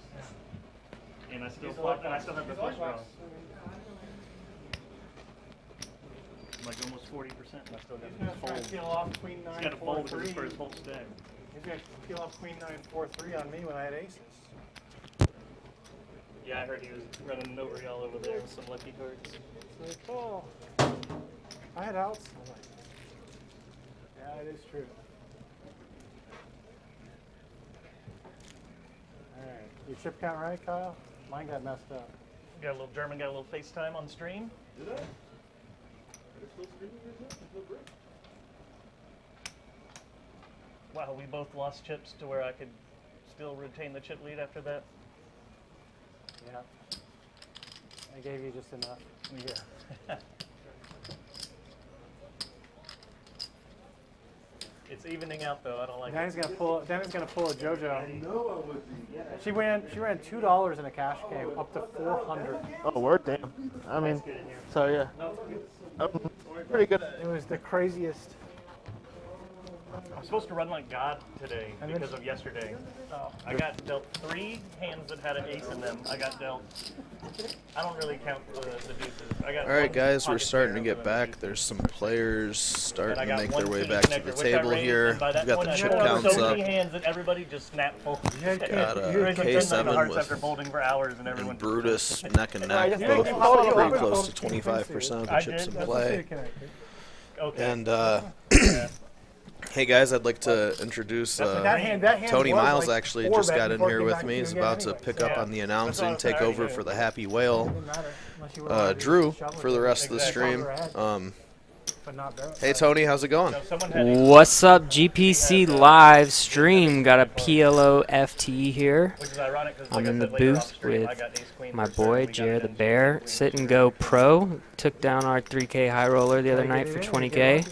And we're going to pretend like we know some things about 4 Yeah, cards. there's hurt, man. Yeah, we know a little bit. We're still learning. Always, especially these PLO tournaments. There's definitely Yeah, I like it. a lot of concepts that I'm still picking up on. Hard dead right at I'll tell you what, man. I've been studying PLO tournaments a little more lately, and there are layers to the strategy of this game. And then you throw in ICM at a final table or something, and it's juicy. Yeah, there's a lot of you got to cross over some of these concepts from what you know about PLO cash games, just your experience in general in those, and a lot of the tournament concepts, like you said, you got to carry all that over into the ICM implications and stuff, and just a whole lot of things to consider. Can you grab my drink for me, please? A lot of things that carry over Right behind you. from both games, the but monster. a lot of Nope. differences as well. Yeah, absolutely. Makes for some fun, interesting spots, some complex decision-making processes going on in these tournaments, but Got our V-pips up here really quick. K7 and Brutus way ahead, and you're seeing K7. His V-pip is completely different than what we were looking at last night playing with him in the Hold'em game. I wasn't gonna say anything, bro, but since you're throwing him under the bus, I think it was 3%. At one point, it was 3%. I know he at some point he brought up to the double digits. But in his defense, he was pretty card dead from what I saw when I was. rewatched some of the stream. You And know, didn't run very well at the end either. yeah, he was in I mean, and also in his defense, he had you to his right opening up some pots and applying some pressure, and then some players directly. Or was he to my? No, yeah, he was to your left, correct? Yeah, he was directly to my left, and then he had Josh and Andrew, and then Dylan all directly on his left, so he was handicapped quite a bit. And Jaywin as well, actually, and right? Jaywin, Yeah, yeah. some players who are capable of playing in some 3-bets. Yeah, and Jaywin, who's going to squeeze more, so he's not able to flat some of the hands that he normally would. Let's pick up. My bad. No, go ahead. I say we're gonna pick up on the action here really quick though. It looks like we had a raise pre-flop to 40K. Okay. A couple of calls. And relative Looks to like 10 maybe minutes ago, Eric you know what I mean? defended Like, his this is big a- this is a blind here. piles And it's gonna right be on now. him So first. That's probably the least amount He I've ever had flopped on the tournament, too. a top pair with the 10. So he's got top pair, backdoor flush, backdoor straight draws. He's gonna lead it out here. It looks like. Mm-hmm. And the action's to And- Johnny. And Johnny and J-Rod's holding basically the same hand. They both have 2 jacks. They both let the jacks go. Eric actually got through here with the worst of it. Yeah. Very nice. Blocking 10's full. Yeah, and he was, I think he completed the big blind there maybe, so we could kind of maybe expect him to have a lot of 4s in his range in that spot as well. Yep, definitely. It usually takes me 2 before I win one. I think I want to say the blinds are 7 and 14, or they could have gone up to 8-16, I'm not sure. Take a chair with you. I'm at arm's right. Like, We'll find out Yeah, right I'm here, starting I to get an think. angle. I think you're fine. Why didn't you put it on this one? Oh yeah, so they're up at 8 and 16 I now. think Jordan's And gonna go over and change it back. like I was saying before, these blinds are just getting bigger, the stacks are getting more shallow. Yeah, me Players too. are I thought gonna he be was forced trolling. to, He looked like he was like a you know, Gamble. yeah, definitely how do you- forced to Jordan would gamble, not forced to troll pick me some on that. spots. Absolutely. you wouldn't This troll me makes on for the some very- fun, so Oh, sorry. Mostly garbage hands here so far. He would troll me. He Bob's would troll going to me go ahead and a lot, fold, but- and Danny's got a hand here. We can expect him to open. Looks like he's sitting with 70s, so he's going to go ahead and pot and try and get that SPR down. Yeah, get the majority of his stack in here as much as possible. He's got a pretty strong hand. The kings with an ace suited. Definitely standard play. And then K7 looks as he's the button. He's got 10-9, 8-6 with a suit. That's a pretty nice hand. And he's going to Put in the Get it 3-bet in to here. isolate it. It looks like. Oh, and Johnny's got. This is a pretty strong hand he's got here in the big blind. He's got the King Jack 10-7 double suited. Yeah. And he elects to let it go. He was in really bad shape here because Danny had kings, but Yeah. that's a pretty tough spot. I mean, it is a tournament, so he knows he's. I didn't notice what his stack size there, but I know it was going to be like the majority of his stack. I think so if he wanted to get in there with that hand. Yeah, I didn't see what K7's 3-bet size was, but I think I think you're gonna have a was lot to of hands that- 130, which I don't know if that was pot or I'm not Hopefully I sure. win. looks like he just 3-bet him small to ISO. Hey, you can have another beer. His hand. I know, but I don't want to sit here. Yeah, I think you're right because he potted off the rip, which was already a pretty sizable open. What you got? And the So Danny's going to double here. kings are gonna hold. He's going to have 10 big Small blinds. blind. That was obviously a great flop I for didn't even him. look There like wasn't there's no much point hope looking for at my cards, K7 so, out like, there. He big would have had to blind. go Yeah. backdoor, Well, straight or flush. the 10-9-8-6 does have a lot of equity. None was flopped. And nice hand to Danny. Only because you're a luck box. It's gonna be blocked though. Thank you. Nothing wrong with getting lucky. That's what I always say. Hell no. So me and Drew were talking a little bit about I it wish earlier. all We my had friends get quite a bit of lucky. action in that game last night. Oh my gosh, In like dude, it was all insane. formats. He had the quadruple straddle on multiple times. Yeah, it was making for there were some spots with that quadruple straddle on up to $160 where you know, the effective stacks were fairly Short. shallow compared to the blinds. So there were some spots where the money got in pretty light. And there were some exciting runouts. Had a spot where I had to call against Andrew like maybe like 15 big blind shove where I opened ace-9 suited and he shoved from one of the straddles or the blinds. Made the call correctly, but yeah, he had the queen jack. We were talking about that earlier, actually. Yeah, it was that was one of those spots, like you said, where you guys were super shallow relative to the straddle size, and it made for the money gain in pretty light. Ace-9 and queen jack for I think it was maybe something around 2,800 each pre-flop was a pretty sizable pot. it was, yeah.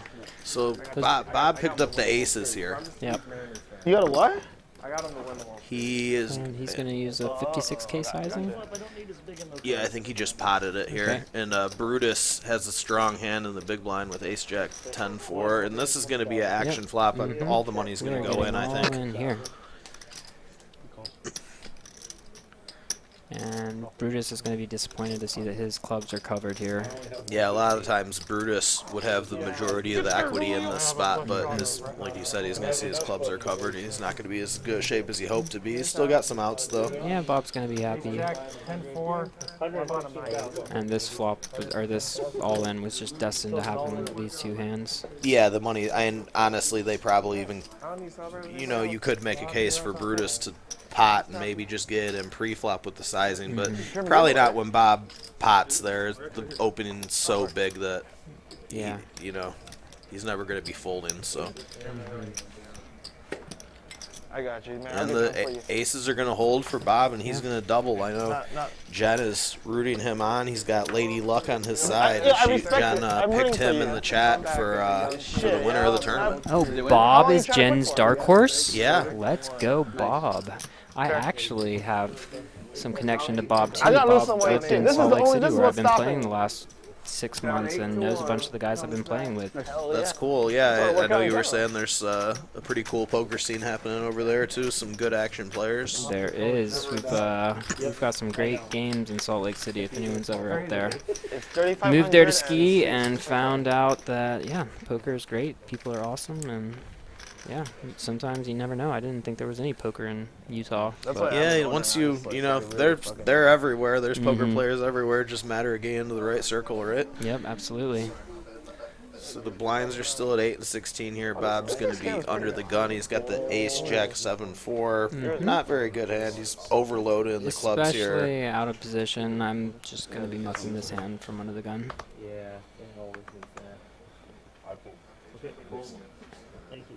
And Bob does go ahead and put him in. I think we saw Danny had some kind of low. And King 7 here with the King Queen 9-9. He's got decent amount of chips too. He could, you know, definitely come in for an open. Looks like that's what he's I going to like do. this. Applying pressure. One thing you do have to be cautious of is Eric sitting on your left for the stack that covers you. Absolutely, and you see Eric's gonna make the call here on PLO flop. He's got a rundown 3, 4, 5, 6 with a suit. I really like these kind of hands. I know, you know, a lot of you know, I've got some experience in PLO, but I'm still learning a lot of things, and a lot of the veteran PLO players seem to say that these smaller rundown hands you gotta be very cautious with. They make, you know, for a lot of bad reverse implied odds where you're gonna be nutted against bigger straights and stuff a lot of the time. But you know, we'll see how Eric's gonna navigate here. And he does navigate very well through the channel and to the treasure chests. Yeah, he smashes the nuts here on the turn with the wheel. And redraws. Yeah, he's got the hearts. So it looks like King 7 or K7 has the bigger hearts here. He's gonna have a gut shot in the nut flush draw now, and but you know, the hearts are still nice to have here for Eric because it's got blockers. K7's gonna lead it out, and looks like Eric's loading up a raise, and that's exactly what he's gonna do. 160,000 total. Okay. And C4 raises to 160,000. And I like it. I think you could make a case for raising or just flatting here. This is gonna really put the pressure on K7. He's gonna have a. He's going to be getting a really good price to call here. I think he's just going to go ahead and flick it in, yeah. Yeah, that's why he's gonna have a tough time laying this go. He's got, he knows the hearts are gonna smack him to dead nuts. This river's gonna bring a brick for him, and it also actually makes Eric the ladder for the bigger nuts. And a ship from Eric and a snap fold from K7, which we weren't expecting to do anything else there on that river. Yeah. Definitely a luck ball. Every day. Eric's gonna pick up a nice spot with the small run down there. And I believe that's going to make him our chip leader if I can see the stacks correctly. Okay, thank you. Yeah, actually Overwhelming by chip quite leader. a bit. Yeah, I didn't realize it was going to be that much. So he's got over a 2-to-1 chip lead on second place, making Eric probably the favorite in the tournament right now. Yeah, absolutely. Over 40 bags. Yeah, and he's been sounds like we were at the other table, but people were saying he was getting lucky and stuff all day. So and from what I see, it seems like he's playing pretty good too. So running well and playing well. Me and Drew were talking about earlier, lethal combination. It definitely is. We'll see if he can close this one out and go wire to wire at this final table. I don't know if he started as chip leader, but see if he can close. I don't think he started as chip leader, but he was up there. He was one of the bigger stacks. He seems like he's had a pretty good amount of chips most of the tournament. Definitely a couple of players in here looking to make a move and chip up here. I know he's got some extra incentive to win this thing, or at least to outlast Bob. And there might be other people left in the last longer too, but Danny's under the gun here. He's got Jack 10, 8, 6 double suited, so that's a decent starting hand. But you're under the gun here, and in a cash game when the stacks are unlimited and whatever, I like this hand a lot more. But I still like this hand. You're just you're gonna get put in tough spots when you have this short of a stack where you might just have to go with this. Like if you open it, which he did open it here. yeah, so this is another hand that kind of reminds me of those low one gap rundowns and stuff. It looks pretty, but it's going to be dominated a lot when you run into the 9-10 jack type of holdings, the queen jack 10, 9, or queen jack 8 type of stuff. Yeah, some hands there. A lot of the hands that can call the raises in that range, like you said, they're going to have you pretty nutted. And out of position just makes it more difficult, especially in PLO. But this actually, and this is a pretty great flop for him. And it could, at least compared to the other ranges, and kind of in general. He flopped a pair, a gut shot, a couple of ups. Yep. And he's going to go ahead and take it down. That was a big chip up for him. The blinds are so big at this point. Every chip up is very relevant, and especially compared to his stack size. I want to say chipped up over 50% of his stack without going to any showdown there. Yep. We've got a couple of players in here on the hunt for their second bracelet. We've got Johnny Poker there in the Texas jersey and the reflective sunglasses. I see you. We've got J-Rod over there in the 9 seat.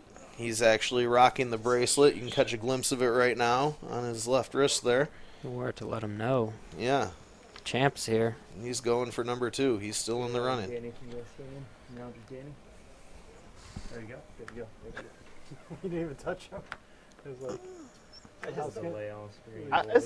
Actions under the gun on K7.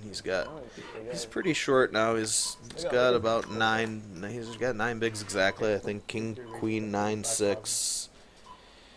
Looks like he's gonna come in for an open to 45K. So he's decided he's going with this hand pretty much. He's committed about a third of his stack or so here, and there's definitely no way he's ever gonna fold before the flop, and the flop would have to be pretty miserable for him to ever fold after. And Brutus wakes up with a real monster here. Ace, Ace, King 10. See.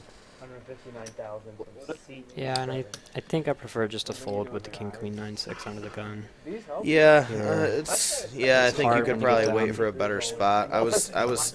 Me and Drew were talking about it a little earlier. I think if you're gonna raise with some of these weaker, more gapped hands like this, I really prefer to have an ace, so at least you're blocking aces, blocking, a lot of the hands that are able to 3-bet you. Yeah. From seat 7, Agreed. all in from seat 3, and then call from seat 7. And they're just gonna get it in here. And K7's looking for the double. His king's dominated. He's looking for either some diamonds or maybe to connect on the smaller straight there with the 6-9. And you can see from the equities that, Yeah, they're all in. well, That's what I'm now saying. it says 75-25, but Oh, and he's gonna pick up the flush. ooh, Oh wow, yeah, he's gonna catch the double there. He was in pretty bad shape, but that was a pretty good flop for him, and he caught the double with the diamonds. they were 60-40 pre. Oh, were they 60-40? Yeah, that's what I was trying to point out before they put that flop out there, and the equities changed considerably. But I was, I honestly, to be honest with you, I thought that Brutus would have been a little bigger of a favorite there, just with the king being dominated. But and that just goes to show you in PLO, it's and you have to get the money in really bad to have really low equity in this game. It's hard to get it in, and and not have much equity. You have to be in a really, really dominated position. Oh, for sure, there's a lot of skill, but when the cards come out, you can't. do Makes shit. for a lot of gambling with the 4-card game always. mm-hmm. If I had a penny for every time I lost with aces in a PLO tournament, it'd be $1 in air. I always just think of my top I always worst say it hand too. I've It ever seems taken, like and, with way aces astronomical to, in PLO, I swear, they always hold up for the nets. When the nets get it in with aces and these multi-way pots and the PLO cash games, they'll just end up beating 4 action players, and they won't even make a hand. They'll just win with dry aces. The board will be paired, or maybe the board will trip out for them, and the money will go to the worst spot in the game. Must be nice. Must be nice. So the blinds are 15 minutes, so I think we're going to be jumping to the 10-20 level after this. Definitely an aggressive structure with the blinds going up at a pretty rapid pace and moving the action. Mm-hmm. It was mine was a lot lower. It was you gave it was 40K difference. I have 642 and yours was 40K. I think we're waiting to get some precise chip counts here. Maybe is what's happening. Your count is wrong. It's the 680. On to the next hand. I have 640. So Eric's got to get 10-20, yes. 10-20. Yep. Or 10-20. Yeah, I think you're right. The blinds just went up and they're at 10 and 20K now. It sounds like. Yep, that's what it sounds like they said. Actu- So our chip leader Eric's going to be under the gun here. Eric, Danny, and Looks Bob. like he's going to have There we go. Pretty trashy hand there. One of the about as bad as it can get for the most part. the mono suit. Johnny Poker here. A Queen 10-8-7. I don't mind the Oh, I fold like there the from fold. him. That hand's got I some, like that. definitely has some playability, but when you're short like this, it's not necessarily a hand you're looking to put the majority of your chips in with pre-flop. So J-Rod's got a really nice hand here. Ace, Thing's Queen, pretty. Jack, 8 double suited. He's gonna pot it for what's basically all in. He's got looks like about 8K back. Ooh, and someone else folded the Ace Queen 9-8. Oh, How you feeling? pretty tight fold there, but Yeah, like. K7 here is in the tank with yeah, Queen he's 10-8-4. I generally am think too, he's that's just why looking to I gamble a little once I bit. start drinking, yeah, it only it's comes- I mean, I think I've had some dickhead in that moments, spot, I I mean, you could kind of make a Like, case this to one guy call sat with down any with 4, Kyle right? just before you're You're getting getting a a good chance price. to, I was you're like getting a good staring price, up chance and to I'm like, eliminate a what the player fuck from are the you doing? I'm tournament. down with him, trying to find a way to get all those chips. Like, I want I it. definitely Like, don't I'm mind like- the fold. I got him I some fucking might have fun called off, he got there with lucky. that Like, hand I though, flopped the trips, Queen he had 10-8-4. he had a To pocket me, pair. that was He favored a boat. for just my preferences. He That was, like, hand small, would have he's been a bad big enough kid, to got fold, shit. getting that kind of price to eliminate a player. But It's a lot it of wasn't. fun, though. You also have to keep in mind it was a decent portion of his chips. So if he calls and loses it there, he's just going to be in a much tougher spot. Absolutely. That's crazy. So the blinds, small blind is K7, the big blind's Eric, and the action's going to pick up on Johnny Poker under the gun. He's sitting on about 11 big blinds here. Bob. You're cut. You can go home. gotta make it till then. Ace, queen, 8-5 with the queen high suit. Yeah, Just you gonna said you were pitch only it. playing to get your money back off the Mariners game. J-Rod picked up another solid hand here. I'd Yeah. be surprised if he doesn't just pot it and try and get it in again. King, Jack, 10-10 with a king high suit. It seems like a pretty good hand. Yep. And he's going to go for it. I think when you're in the hijack on 5 big blind stack, this is standard hand to pot and try to get it in with. Yeah, and I think you'd probably even be potty and gate in with a lot of the worse hands, so you're really happy to look down at this. Yeah, and this is what's really great about using this type of hand to do this with. Well, Hey, spoke German. too soon. Oh, Charging where the other, okay. where the He batteries folded are. out ace jack. He No, folded no, out German, where the batteries are for a the ton of hands table. that have a ton of equity against him and pretty much Charge doubled it up. down there. Yeah, I mean, that's a great result when you're that Mhm. short there. That's a lot of Absolutely. chips. Yeah.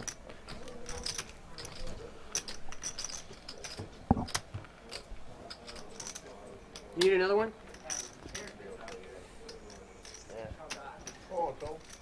I think the action's going to start off on Brutus under the gun here, this one. Mm-hmm. Should have a lot more. Should be gone. If you guys like PLO, Actually, you're right. we're going to have a PLO game tomorrow up here. It's going to be streamed. We're expecting the action to be wild. If you like PLO, even if you know, even if you don't want to play and you just want to check it out, see what's going on, check out the room. A lot of cool people over here, really good energy. Come check it out. Yeah, absolutely. The games have been really good.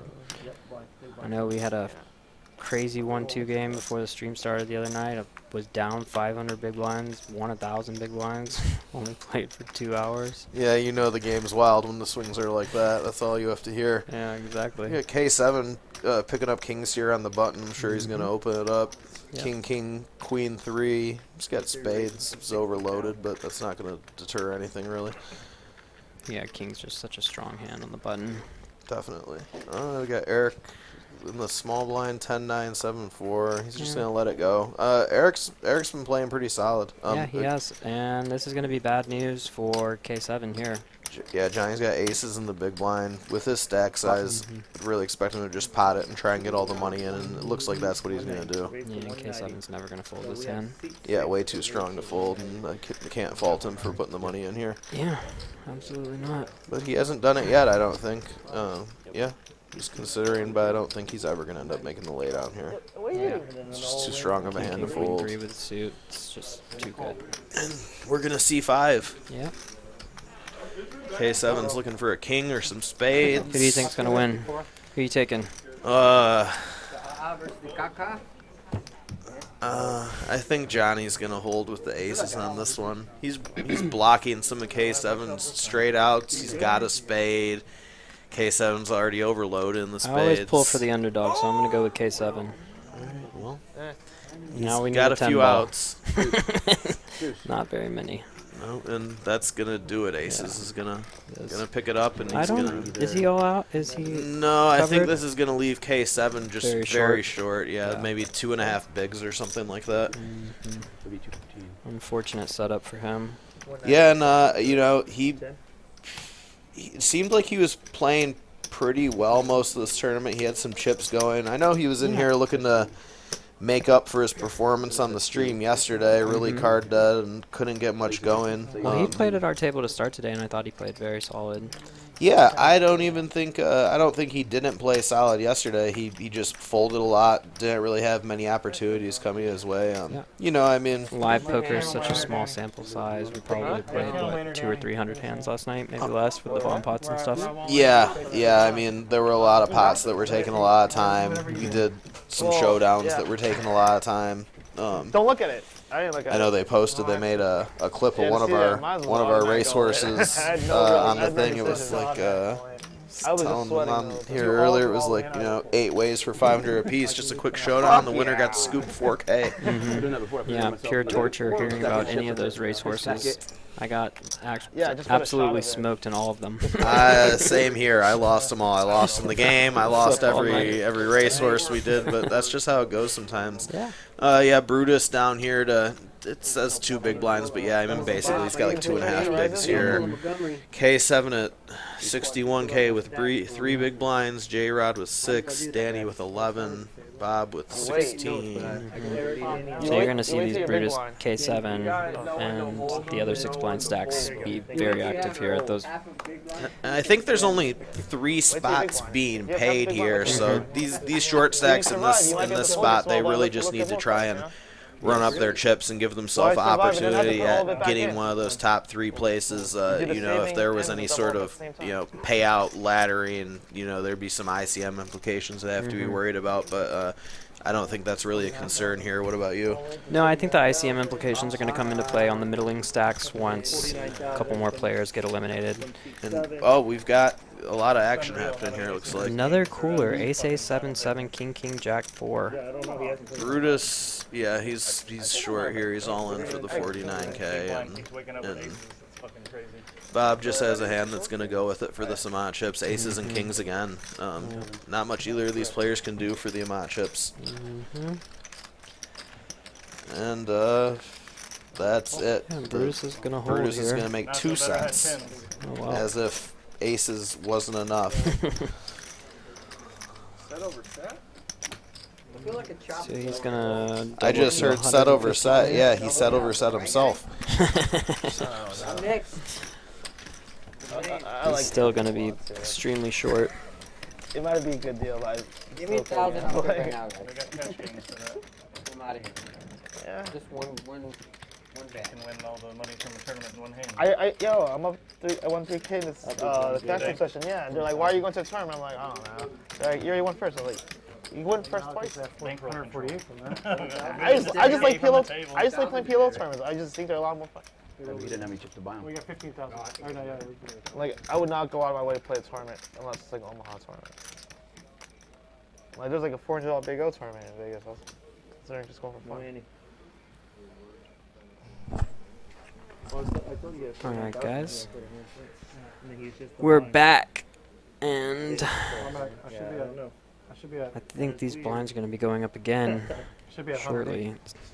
Yeah, exactly. And he's just now blind. So. Should be right. Eric, can you scan in, please? This should go pretty quick. Thank you. Yeah, that's that's Oh. Andrew just stuck his head in, said there's some guys watching on the live stream in chat, so we're getting Joe the Bear logged in. We just pulled it up here. I'm trying to see. You know, I expect to see some of our friends and from Michigan and some other people on here enjoying the commentating. Everybody loves the opportunity to talk shit, especially to me when they can. So let's see what they're saying in here. The memes they were sending in your group chats were pretty low. Okay, Johnny Poker. It's got an Ace King 10-10. 3 to a suit. Very good hand. The opening on the button here. Oh yeah. Ace King 10-10. And K7's limped the Ace 9-5-3 from the hijack. Well, the tricky part about And we have another cooler here. Oh, I knew when to He's stop. got aces again. Is that 3 times in the last orbit? I feel like it's 3 times in like 4 hands or something. Yeah, it's crazy. And I mean, Johnny's got what's the sizing? Yeah, I mean, Johnny's poker is not going to be able to fold here. Brutus is all in for 148K. If this shit looks right, I can tell you. Johnny's already got the majority of it in here. And J-Rod's going to be all in here too? Is that what's going on, or it's all in for him to call? Oh, he's in the big blind. We've got Corey here in the chat too. Some of our people here in the chat. We've got Corey in the chat, Alex in the chat, Drew. Who else? Jen. Johnny B. Detroit here. Shout out to everybody tuning in on the chat, commenting. Corey wants a joke. I feel like what the announcer from the other day who was like, I don't got a joke. I don't know. I'm not good at jokes, man. And I can make people laugh. It's more just, you know, in the moment punchlines and talking shit to people. So You put him on the spot, Corey. Good yeah, job, he did. dude.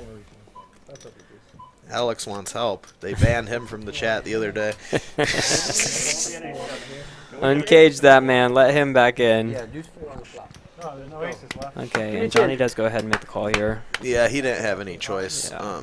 And K7's all in here too. Looks like we've got a shot at eliminating 2 players here. Yeah, we got a pretty big pot here, and As long as they're clubs, that's all. we'll see if Brutus Aces can hold here. K7's gonna be looking for hearts or maybe a wheel. Yep. A couple random pairs on the. All his 3 danglers are live. So. Yeah.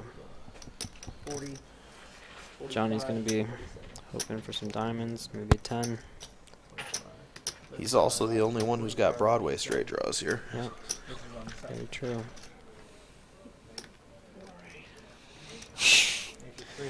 Oh man, some funny comments in the chat here. My buddy Johnny B said, "I got a good joke. My bankroll." Oh man, I hope everybody's really enjoying it. I mean, I'm really Johnny triples, knocks 2 people out, makes a flush. Oh man. Yeah, I kind of got distracted He's from the going to hand here. boost up in the chip counts. Looks like he's going to be sitting on 631. He's going to be up there with Eric, and Yeah, he's wow. going to be almost neck and neck with the chip leader here. And that's brutal for Brutus. Lost twice with aces. Yeah, he ran pretty bad here. It's unfortunate. I didn't go to bunch. So it looks like we've got 5 players now. I believe it pays 3 places, so 2 people here, unless I don't think anybody made ace or a deal or anything, unless there's some sort of deal we don't know about. There's still 2 players here who are going to get eliminated with no cash. So. And what we're looking at now is 2 30 big blind stacks, 2 10-ish big blind, 11, 12 big blind stacks, and then we got a 5 big blind stack with J-Rod. Yeah, he really needs to pick a spot here. The blinds are going to be eating him up. And from an ICM perspective, I think Bob and Johnny are going to be incentivized to play pretty tight until J-Rod busts. Corey in the chat saying, "What are aces?" And he's right. I mean, that just shows you aces, you know, in 4 card, they unfortunately don't mean much, you know. And Eric picks up He's got some raisin chips. Yeah, and he has a really big hand. He's got ace king double suited. Oh, nice. I think it wasn't the best ace king double suited, but it's a double suited ace king. I think it was ace king 4-8 double. So it's pretty strong hand, especially I think we're 5-handed here, right? I just said. Yeah, there we go. Back up on the thing. Icon's popping up. And Johnny's got a pretty okay hand too. Just, you know, I mean, we're short hand here. Ace king 5-5 isn't a great hand, but you know, he's blocking the aces and the kings and king high diamonds here. Looks like he's gonna make the call. What do you think about this type of hand, like the ace king 5-5 in this spot? I don't know how much I like calling a raise, but I don't know. So I'm not a big fan of calling here. I'm probably folding, but if that 5 was suited and we had the ace king 5-5 double, I think this is a good candidate to 3-bet with. Or maybe this, if it had folded to you, this would be a pretty good opener as well. It would be a great opener as well, but Yeah. being able to put pressure on Eric when there's a short stack at the table and they're getting close to the money, also I think this would be an excellent 3-bet bluff candidate. And also here, yeah, You're blocking aces, you're blocking kings. 100%. Apply pressure, you're in position, live flush draws. So they're both going to flop an ace here. The flop's ace jack 3. They have pretty much the same hand. Eric's got 2 backdoor flush draws. Johnny has 1. Maybe they both have potential backdoor wheel draws. Oh wow, it looks like Johnny put in the raise. Okay. This is I mean, he's definitely applying the pressure here. This is it's a very aggressive play. It's obviously he's not in this spot, but I feel like a lot of times you could just run into it here. Yeah, problem with doing this is like when you're dead, you don't have a lot of outs, you know. It's hard for your opponent to have aces here, but if he does, you're just, you know. Yeah, but if he has ace jack or ace 3 or something, he's probably not folding, and then yeah, of course. You're going to be in pretty rough shape. I think I prefer just a call here, but he does get it done, and he's going to pick up a lot of chips and make an opponent fold a hand that he would be chopping the pot with. So cheers to Johnny for making that play. It's going to work out well for him.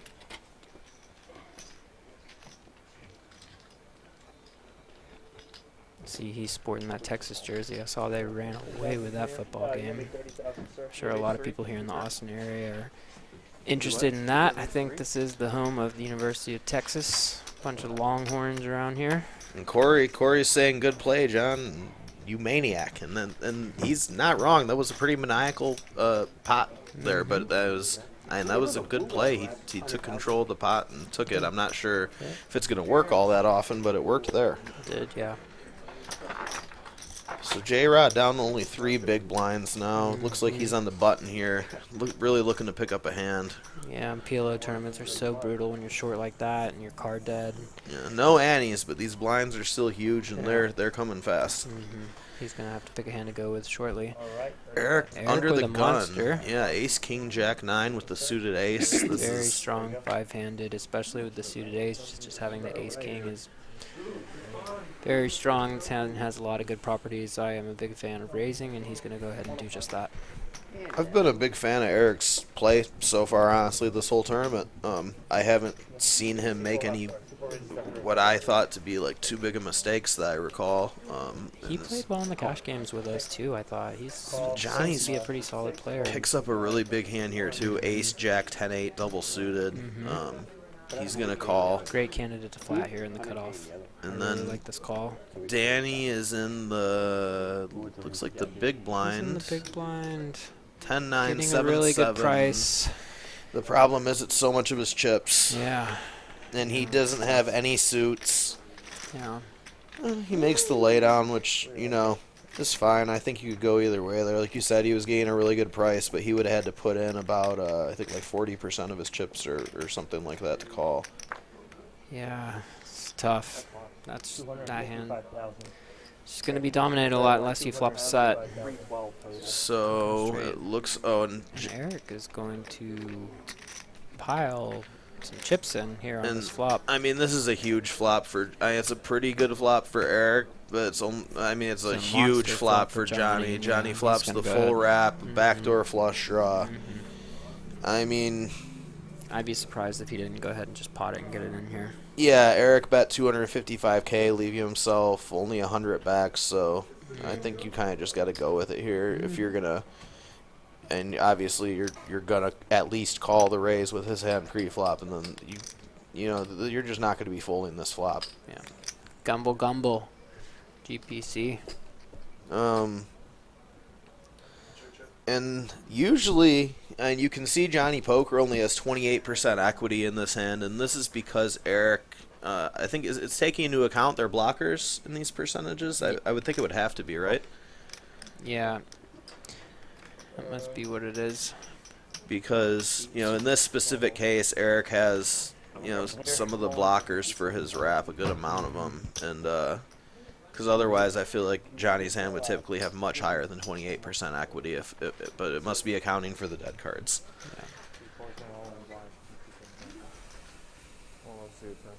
This is going to be a big pot.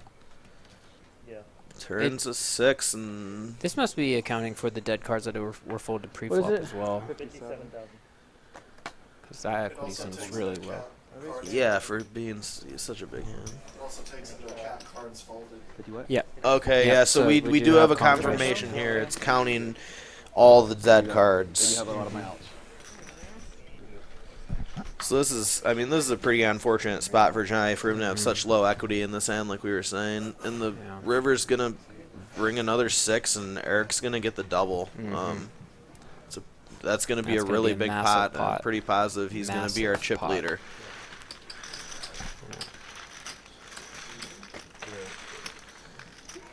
Guys, we're up to 22 people in the chat right now. You guys still have till this tournament is over. If we get to, you weren't here when we announced this, but if we get to 50 people in the chat, Drew's giving 5 people a free month's membership to Georgetown Poker Club to come in and check out the games and everything, and have that monthly membership fee waived, and get a chance to see what's happening over here. Absolutely. And I also said, I added, if we get to 50 people, and we have to hit this 50 people in at one point. If somebody, if we get to 50 people and somebody comes in by the end of the day tomorrow and says that they were part of those 50 people that are watching the stream, I'm going to free roll them in a cash game. I'm going to put $200 in their stack and put them in the game for free. Let's go. And it's going to be a free roll. I don't get anything. You're going to keep 100% of your profits. If you're in Austin watching, call your friends, tell them to tune in, and let's get someone on a free roll in here to play some cash games with us. too. Did get value. I know. Well, I mean, So Eric's got basically half of all the chips in play at this point. Yeah, it was value better. yeah. Or is that right? You weren't playing no defense. You thought you was gonna fuck me up, and you should have. Well, I didn't But you care didn't. about your hand. I believe Or was it. it big enough side pod? But Yeah. Exactly. That's very close. Your bet was bigger than my side It- pot. Sure, it's right, exactly. Just for a second, I was looking at the numbers and I was like, Seemed like he had more than that. I Placed thought. 105,000 I guess maybe he started that hand with around 400K. And we've got Bob. he's got the ace, king, 7-3. 7-3. This is a good hand to open with on the button. You block aces, you block kings. You've got to be opening hands like that on the button, especially in this kind of structure. You can't just pass them up, and you need to take every opportunity to pick up the blinds. Very standard hand. Open on the button, you're going to have the best hand a lot. And one of the things we talked about earlier is just wanting to, all of these random hands that do not look so pretty pre do have a lot of equity against stronger hands, and being able to get people to fold that equity pre is valuable, especially when the blinds are this big and you're picking up chips by raising from the button. So action's going to pick up on J-Rod under the gun. He's got about 3 big blinds, a little more. 10-10, 7-3. Not a very good hand. It's really not, but I don't know. Yeah, I could go like either the way fold. there. I think, yeah, I kind of agree with you. I think I really like like the the fold. fold. you're going to get called so light, you have no fold equity and just Yeah, and your going hand's to just... be crushed by anyone who has overcards in their hand equity-wise. Yeah, you're almost better off just going with whatever 4 randoms in the big a lot of the time.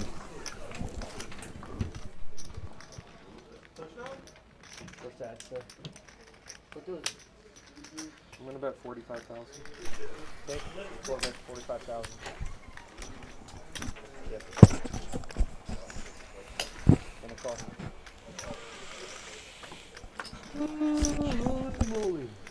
Yeah, you're just... sorry about that, guys. It looks... I was missing the action here for a second. Looks like we got a 10-jack, queen 7 double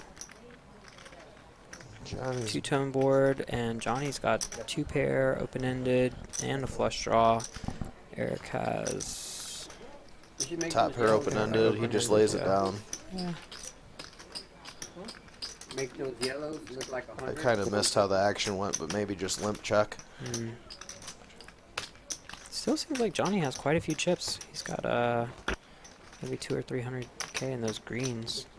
Yeah, he's definitely in the running still. I mean, everybody's here in the running, even the shortest stack. It only takes, a couple hands to spin it up. And, anybody who's ever played any tournaments, be it Hold'em or Omaha, has, experienced that. Absolutely. That you can run it up from, a chip in a chair is a real thing. Yeah, my favorite example of that is that Greg Merson went in the main event, and I think he was 2015, 2016. He was down to a half a big blind with under 100 people left. Came back and won. Okay.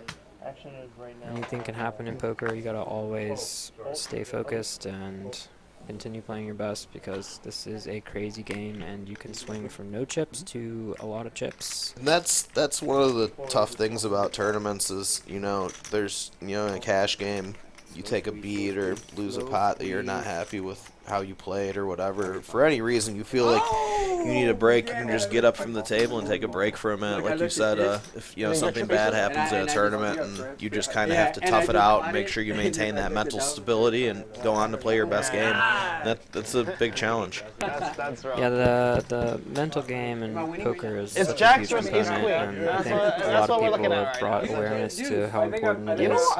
Over the last few years, you see guys at the elite levels using the meditation, the diet, and fasting, and all sorts of things to try to optimize their mental processes, and it's just so important. Okay, And Jaywin had jacks and got it in. J-Rod J-Rod, actually sorry. here, yeah. Jaywin. And played he's last he's night, gonna and hold. double. Catches the double. Mm-hmm. He had 3 jacks in his hand there, which is unfortunate, but they held up. Yeah, and being in the big blind with 3 big blinds, you just have to go with your hand. Yeah, like we were saying, being that he folded last hand, he was going to have basically 30% of his stack in the big blind. He was just going to have to go with any 4 there. We've got Gray Dog in the chat. Yes, that's correct. I did offer $200 free roll in the cash game if we get to 50 people, and they're dropping like flies here. We're down to 17. We were supposed to be going up. Call your friends, text them, email them, send a smoke signal, tell them tune in at GPC, and yes, you do have to be a new GPC player. Or actually, you know what? No, you don't even have to be a new GPC player. Just get us to 50. And then show up and say you were part of the 50 people in the stream. The first person to come in is going to get a $200 free roll in the cash game on me, out of my pocket. Free. And you're going to keep all your winnings. That's a generous offer. So that could be worth thousands of dollars if you run good. Yeah, and here we go. We picked up a couple more people. We're back up to 19 in the chat here. Let's go, guys. Let's get this thing cranking. We're going to have a super interesting 140. 4-handed, 5-handed final table here. Danny's short and picks up a pretty strong hand under the gun. He's got the Queen Jack 10-10. He's just going to pot it and elect to get the majority of his stack in here, which I like. And this is definitely more than a strong enough hand to do it with the stack size. Yeah, but he's not going to be happy if Johnny ends up making this call. Yeah, Johnny picks up the queens on the button. And Johnny, gonna go ahead and flat here. It looks like. I don't really like the flat. I think if you're gonna continue with this hand, and you're obviously taking a risk that somebody wakes up with a bigger hand behind you, but I think you need to try and pot it and isolate it here. To be completely honest, I think this hand is probably a fold from Johnny. That's pretty tight, but those are bad queens with no suits, and he's opening from under the gun even though he's short. Yeah, even Not if he positive just about this spot, but I'm pretty sure this is a spot that is deceptive in thinking that your hand is very strong, but you're not going to be in good shape a lot of the time here. And J-Rod's going to have a great hand and going to be very excited about his equity.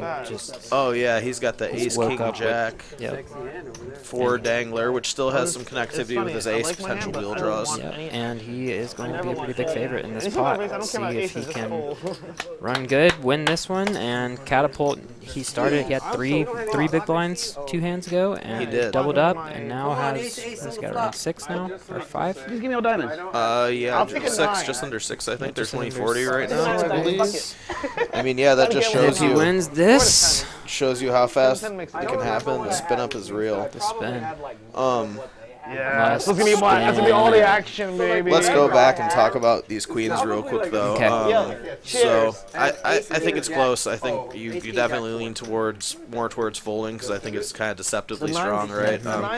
Let me just ask you this: did you agree with my statement that if you were going to continue here, you would just think potty it in would be the move? Yeah, absolutely. The SPR is going to be so bad when it comes, and I don't think J-Rod would have folded with this hand, but a repot from Johnny could have scared him off. I mean, we were mentioning it earlier, most of the time the repots, people are just going to put you on aces. Very true. And when you have a hand like this with an ace in it, oh man, and Danny makes the set of 10s. I think you remembered something cool. Oh, wow. He said open-ended. It was Omaha, open-enders. And he's going to send J-Rod.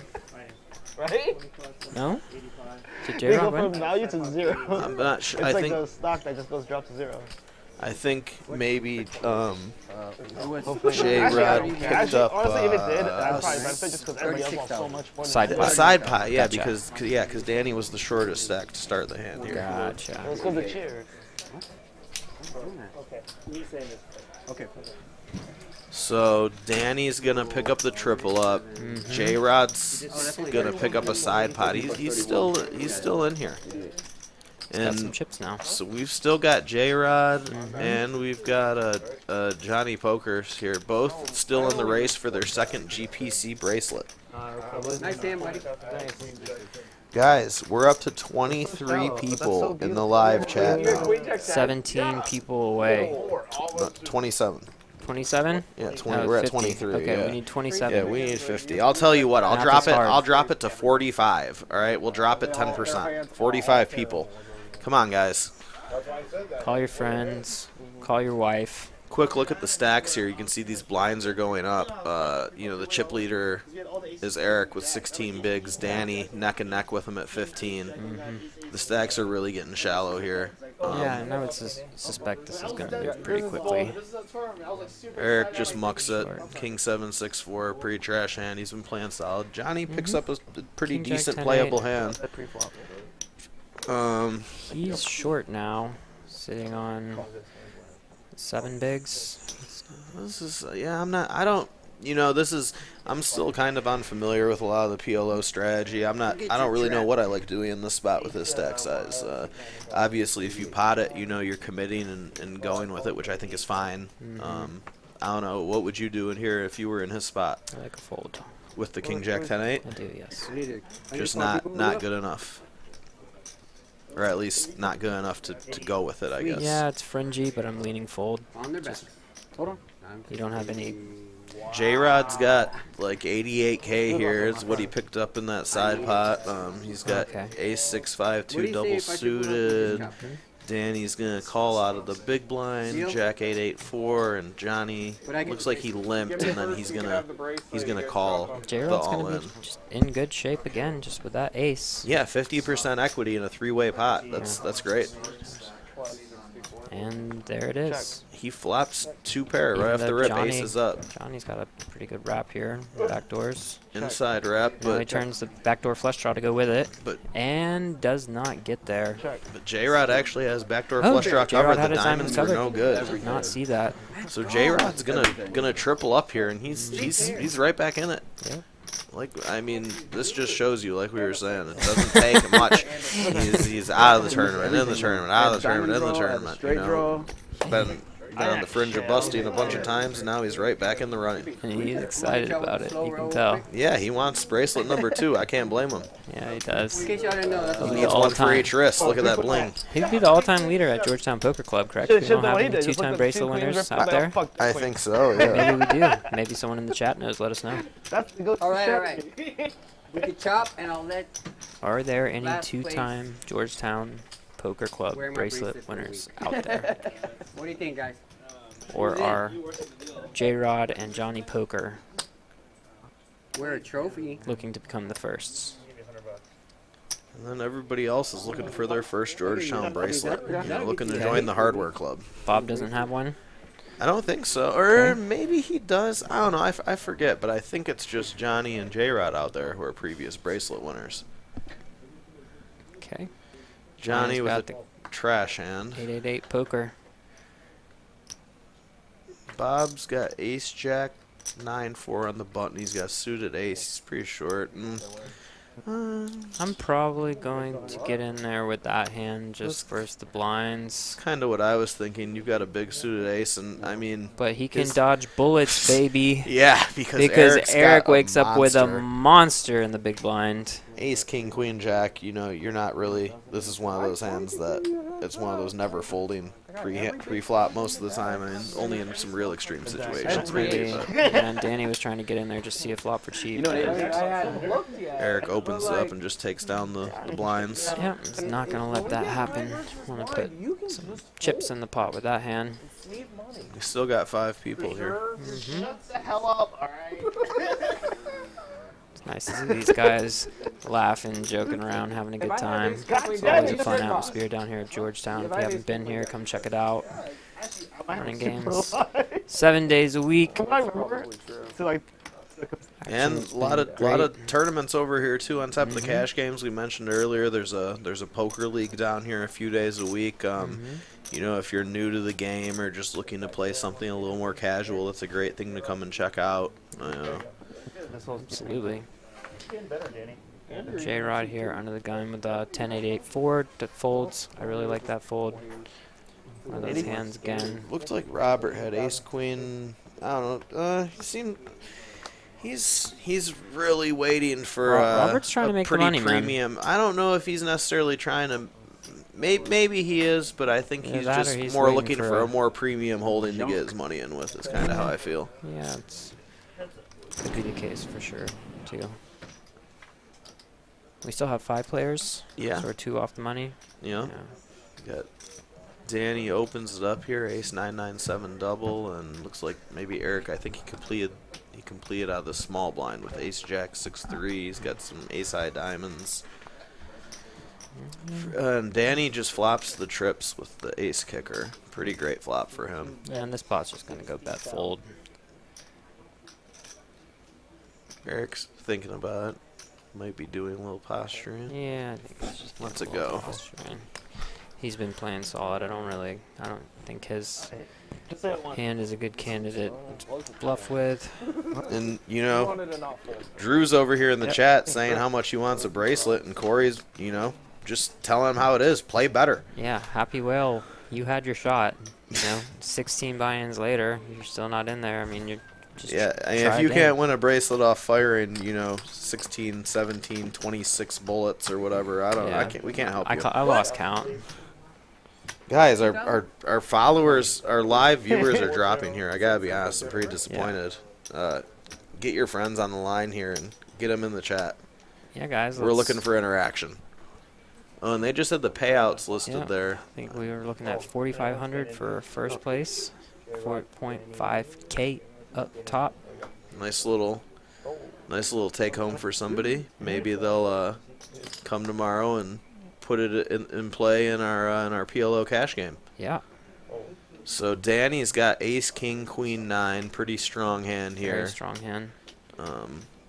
Johnny, 2, 3, 3, 4. Not a very playable hand. Ace 7, 5, 4 for J-Rod. He's in the big blind, but it's too big of a raise for him to call. Maybe he would have called a min raise or something, just because it's so hard to fold, you know, with that kind of price. Are blinds still at 2040? I believe so. Okay. Yeah, because yeah, it was 3x to 120 there, and it was 80 more for him to call, I believe. Pull the cards out. I'll put the CMP rack in there.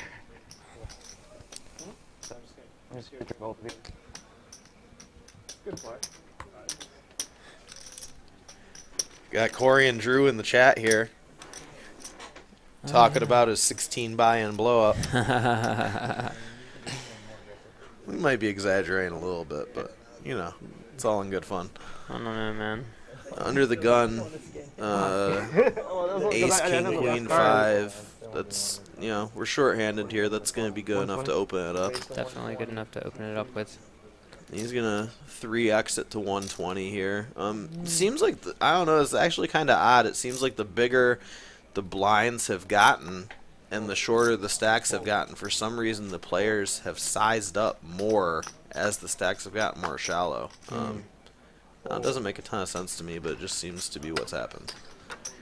Gamble more, apply a little more pressure, maybe try and take down those blinds pre-flop. What how do you feel about sizings and PLO yeah, tournaments? sizings and PLO tournaments? This is exactly what I was gonna say. I lean towards using smaller sizings in PLO tournaments. I just think in PLO in general, you want to have a higher stack to pot ratio to be able to navigate post flop, and also it just gives you some room to fold or to some call when you have some callable hands and stuff. You think the same thing pre-flop with the sizing? Go as small as possible, or? So I know I like to open maybe like 2.2 or even just like 2x, just min raise in a lot of spots. There's probably some spots where you have aces and you're shorter and you just want to build the SPR that you're probably going to be potting it pre. For sure. But yeah, I know there's been a lot of discussion around that element of the strategy amongst the elites and stuff. I think I lean towards keeping it small. That makes sense for a lot of reasons. I kind of, at least in the couple PLO tournaments I played, I found myself sizing up a little bit more pre-flop. Not huge, but more like in the 2.5 to 3x range. Just seems like in the blinds, the players just, I'm trying to deter them from defending too light. These, like you said, some of these random trash hands will have so much equity still against your premium ones. Yeah, and if you're on the money bubble and you want to apply pressure and people are forced to call like tighter when you raise larger, I think there's a lot of merit for using it in those instances as well. But just in general, early levels and stuff, I see a lot of people opening for either pot or min raise, and I would be on the min raise or 2.2-ish. Oh man, sizing. they're beating me up in the chat here. Oh. Corey's talking about when we fired off 72 bullets in the tag team tournament, and then Nelson owned my life. That is true. Nelson, shout out Nelson for owning my life in the tag team tournament. I want to say you're like 5-handed. He opened under the gun, and I think I stuffed like 24 bigs with deuces. Or no, with deuces, and he tanked and called it all off for his whole stack. We were like about the same size. He had threes and just owned my life. One more. Enough about all that. Though. Let's pick back up on the Speaking action of here threes, for a minute. Yeah, we've got threes right here. 3, 3, 4, 6. And Danny, it looks blind. like, he completes the small blind actions over to Eric. Queen 10, 9, 6 double. I like a raise here. How about you? Yes, that's exactly what I was going to say. I would really like to see Eric apply the pressure to the small blind limp here. In position. I think did he just check back here? Yeah, I think he checked. Danny flopped a couple of diamonds, and Eric flopped a wrap. He's going to make it on the turn, but Danny's going to make the small diamonds and pick up the check mark here. Yeah, and this will be interesting because Danny has really low diamonds.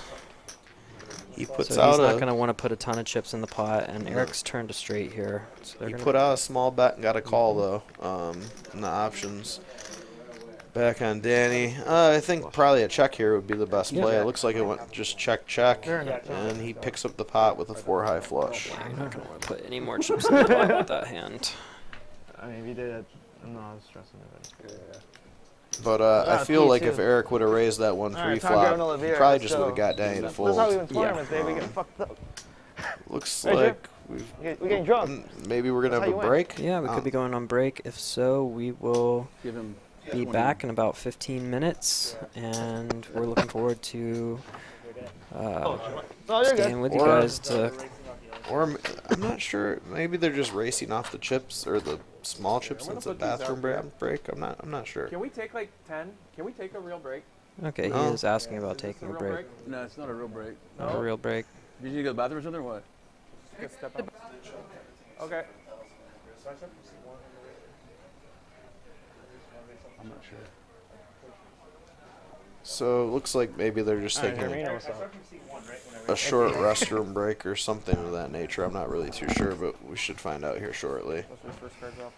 Hang on. I don't know what they're doing, to be honest. Got stack sizes up again, and they just keep getting shorter. Chip shorter leader and with shorter. only 12 bigs here. Bigs. The next card. King 8-7. Oh wait, just King 8. Yeah. Oh, and yeah, they were racing off the smaller chips here is what was happening. Getting those yellow 1Ks off the table. Danny's drinking a beer. He's ready to gamble. Got a pretty healthy stack now, too. Him and Eric, I think, are our chip leaders. And then we've got Bob, Johnny Poker, and J-Rod. J-Rod's been able to spin it up quite a bit, too. Still short now, but yeah, down to 3 big blinds again, but he's hanging in there. It's really still anybody's tournament. We saw how quickly the tides changed over a couple hands, and anything could happen still. The blinds at 30K and 60K, the big stack's only 12 bigs. It doesn't take much. 2 double ups from one of these 2 big blind stacks, and they're pretty close to up there with the chip leaders here. So, Jer Bear, I've been catching wind that you might be sitting on some of the leaderboards for the WSOP online series up in Michigan. Yeah, in Michigan, my buddy, he sent me a screenshot yesterday, and it's pretty painful. I have like the second most final tables and the second most caches, but I'm like nowhere to be found in like the highest cache or the largest caches board. Pretty disappointing. A lot of second places, a lot of final tables, but I haven't been able to close anything. Well, you did close the 3K high roller sit and go here, so That is true. I did close the 3K high it's a roller nice sit and go. consolation prize, and It was. I got the trophy. you've got great friends that are meme artists supporting you all along the way, which is nice to see. It is true. We've actually got Alex the Orca, the #1 meme artist, in the chat right now. Alex, respect, brother. Respect. He actually says he lost a bet here because he thought Drew was, he had the over on 20 buy-ins.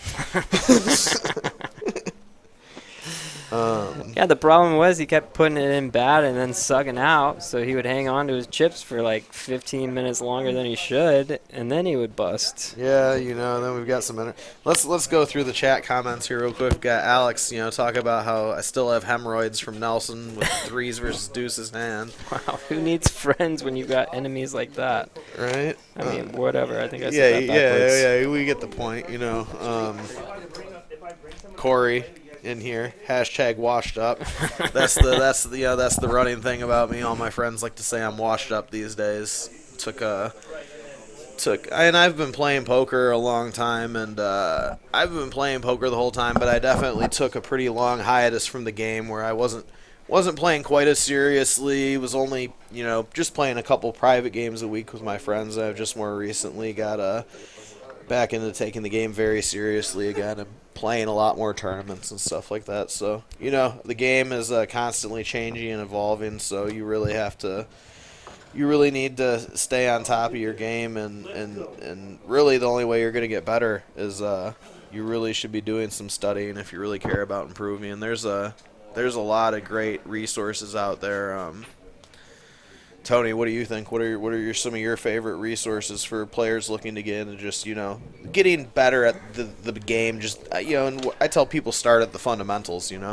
Yeah, I was gonna say it's always nice to supplement some of that element of learning just by having a network of other poker players who are trying to think about hands on a level of strategy and winning and doing things that are exploitative to win the maximum amount of money. And yeah, like you said, poker evolves at a very rapid pace, and there's a very steep learning curve if you don't stay in the game, work, talk to people, and just stay updated on kind of the current strategies and what players are doing. It's hard to exploit them and be a winner in the game if you're not working as well. So yeah, there's a lot of talented players out there nowadays. A lot of great poker minds. A lot of people have really spent a lot of their time and energy to focus on getting better at the game and really trying to be the best. And there's a lot of competition out there.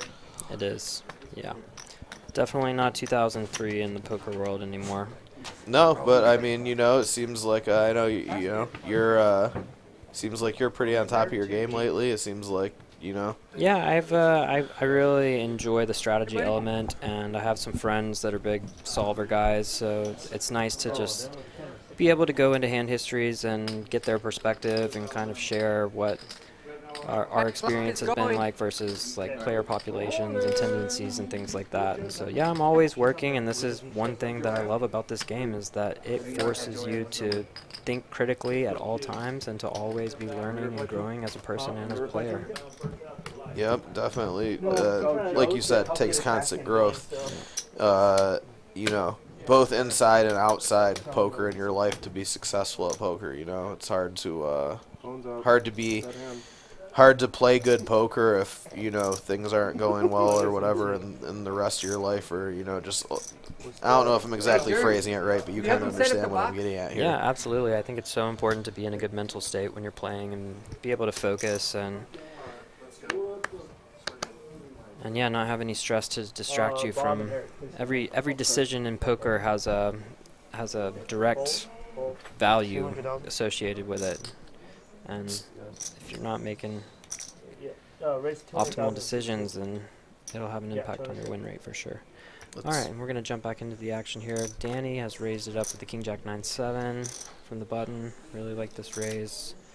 And it looks like we're going to get a flat out of Eric in the small blind. Which, I'm not sure what I like here with the Ace-King 6-6. I mean, he's got a nut suit. He's got a nut suit. He could set mine. How deep are they? I mean, Yeah, everybody's so shallow. I don't know. It's tough. You kind of get into these murky waters here with these shallow stacks. Where so we see here Eric flops an ace, and Yeah. like when you're this shallow, I just don't even know if you can. It looks like you just maybe potted into him, which I probably don't mind if you're gonna flat there in that spot with how many chips are already in there. Yeah, I'm not sure. Yeah, I'm not entirely sure. I'm not really sure about that spot off these stack depths. I don't play a ton of PLO tournaments, so that one's a little new to me. And everybody's so short. Yeah, I mean, I don't know. The flat's okay with how short they are, and you have ace king 6-6. You've got a suited ace. You're blocking aces and kings. And I don't know, I feel like maybe you could make an argument to attempt a 3-bet steal there in that spot. Seems like Danny has been opening up a wide enough range of hands that you could... 3-bet steal or just a 3-bet get it in? Yeah, They're so short, you know. Ace King is such a monster hand with these stacked ups. Yeah, if you 3-bet there, you're going to be giddy it in, but I guess when I said 3-bet steal, you're probably, you're hoping to get a fold there usually in that spot with Ace King 6-6. Yeah, it accomplishes both things in the same... With the same action, you can fold out their equity and you can just get it in there because you're going to have a lot of equity against their range even when they have some decent hands to call with. Corey in here trolling a little bit. He says, I wish someone would make a YouTube video about Garrett and Robbie so we could learn more. There's definitely no shortage of those. It looks like Johnny's... I think he's going to be all in here. Eric opens up with 5, 7, 8, 9. Pretty good rundown hand. And J-Rod's going to be all in here too with the queens. It's going to be a 3-way all in. All short. I got a rundown hand and nothing else. Yep, Eric's saying he's got a rundown hand with nothing else. But we have equity in it. 225. Oh, he threw it out there already? Yep. I have a rundown with no suits whatsoever. Johnny's going to be in good shape here. Don't let me down. Don't run me down, J-Rod says. And like you said, the ace king's so strong short-handed here, and and this isn't a very good hand either. Ace king 7-2, but he's got 45% of the equity, which is the majority of it in this 3-way all-in, and that just goes to show you, like you said, how strong the ace king is in a short-handed situation like this. Come on, that bracelet's coming. Queens with 28% of the equity. We got the rundown with 27% of the equity, so those two hands neck and neck here. Give me an ace. Give me an ace. Let's see what the flop comes. King. King 8-3, so Eric's flops a piece. He's got some outs. And he turns big. Yeah, nobody's got spades, so he has a full wrap. Just Cannot complete brick on the river. Kings and deuces going to scoop it for Johnny. And I believe it looks like maybe J-Rod's going to pick up a side pot here, I think.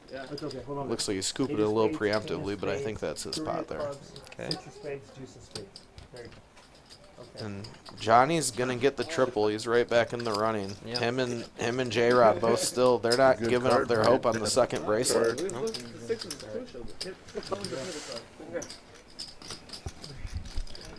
Anybody seen Bob? It's not really that big. Now that I think about it.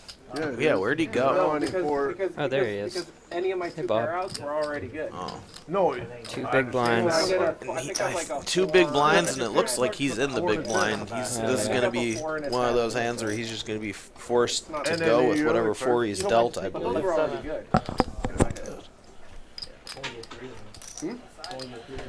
Yeah. And the chip leader with 10 bigs. I mean, Eric. it's crazy Going how wire short to the wire. stacks get. He's played really well, man. I've been impressed with Eric's play. Yeah, honestly, and to be honest, if I had to pick a player who I thought has played the best from what I've seen, it would hands down be Eric. Yeah. I mean, at least out of who's left. I mean, and maybe in general for the whole tournament. There were some players who busted earlier who I thought played pretty well most of the tournament too, and then got unlucky at the final table. That's going to happen though. Plenty of times you can do everything right in poker and just nothing goes your way. We've both experienced that plenty. Definitely not a correlation with making the right decision and winning money in poker, which is part of the game. Can be brutal on the other side as well, though, sometimes. And I think that's what we saw Brutus experience at this final table. Gets it all in with aces pre 3 times, and you're out. Yeah. 3 strikes, you're out. Keep Broke. building unless we have something. I think Eric's been running pretty well as also, so that definitely helps. So let's see what Bob gets dealt here, because like I said, I'm pretty sure he's going to be in a go with any 4 situation. Yeah. Danny's under the gun. He's going We would get 1,000 and the winner gets 4,000. fold the jack 8-4-3. Eric has king 6-4-2. I assume this one's going in the muck. We'll be on to Johnny. On the button, ace 9, 8-5. And Bob's in the big blind with 2 hands. Oh, I would definitely open that one. Chip leader wins it with like. Yeah, with him so short, you having an ace in You your have an hand. ace in your hand. Yeah. 2 big blinds. J-Rod actually has a good ace here behind. He's got the ace queen jack. Yeah, what do I know about poker anymore, man? These guys just make great folds left and right. And wow, Bob with the Jesus, an even bigger ace. The ace, Somehow, king 10-3. Bob wakes up with a better hand. Well, Bob, his waiting paid off. Let's see if he can catch the double here and hold up. Wow, those are 2 monster hands for blind versus blind with 2 bigs. Yeah, blind versus blind and 5-handed. Crazy game, man. Crazy game. 4, 5, 6, 7, 8, 9. And let's see what happens. Maybe see some equities here shortly. Yeah, J-Rod's still going to be in there if he doubles up Bob here. He's going to be short, right? But yeah, they've been short. yeah, they have been fighting and clawing, trying to hang in there. So he's all in. Crazy to see these 2 hands blind versus blind here. Some pretty strong ones. 12, 16. Good luck. And the flop does come ace 10 7. Bob flops top 2. Bob's gonna hold He's and gonna catch hold. the double. He's still in it. Yeah. Jennifer's Yeah, Jennifer's picked to win it all. Still in yeah. there.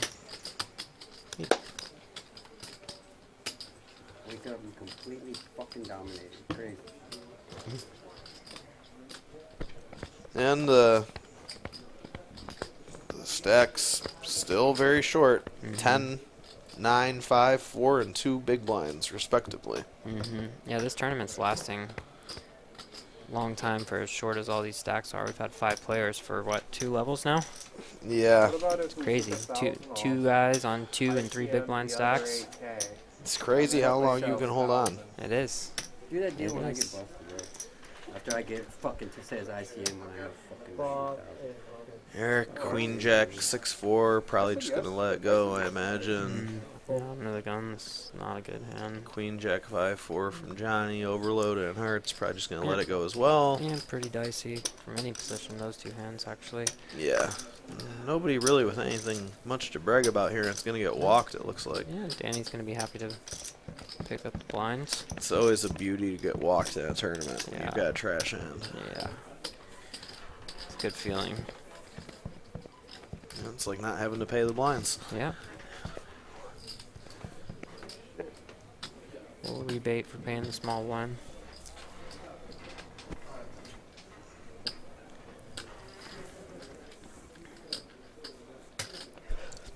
Johnny's gonna be under the gun here.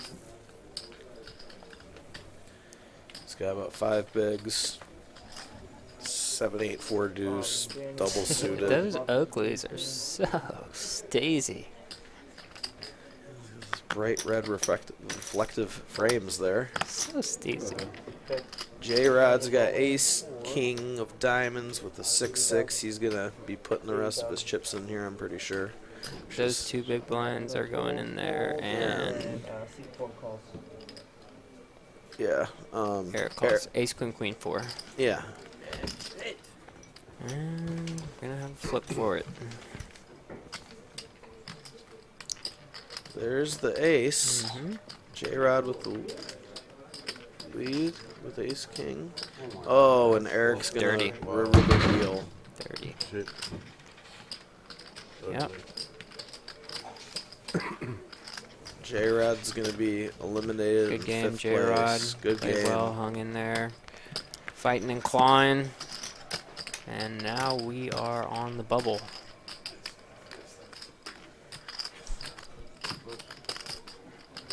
Got 4 players left. 3 places pay.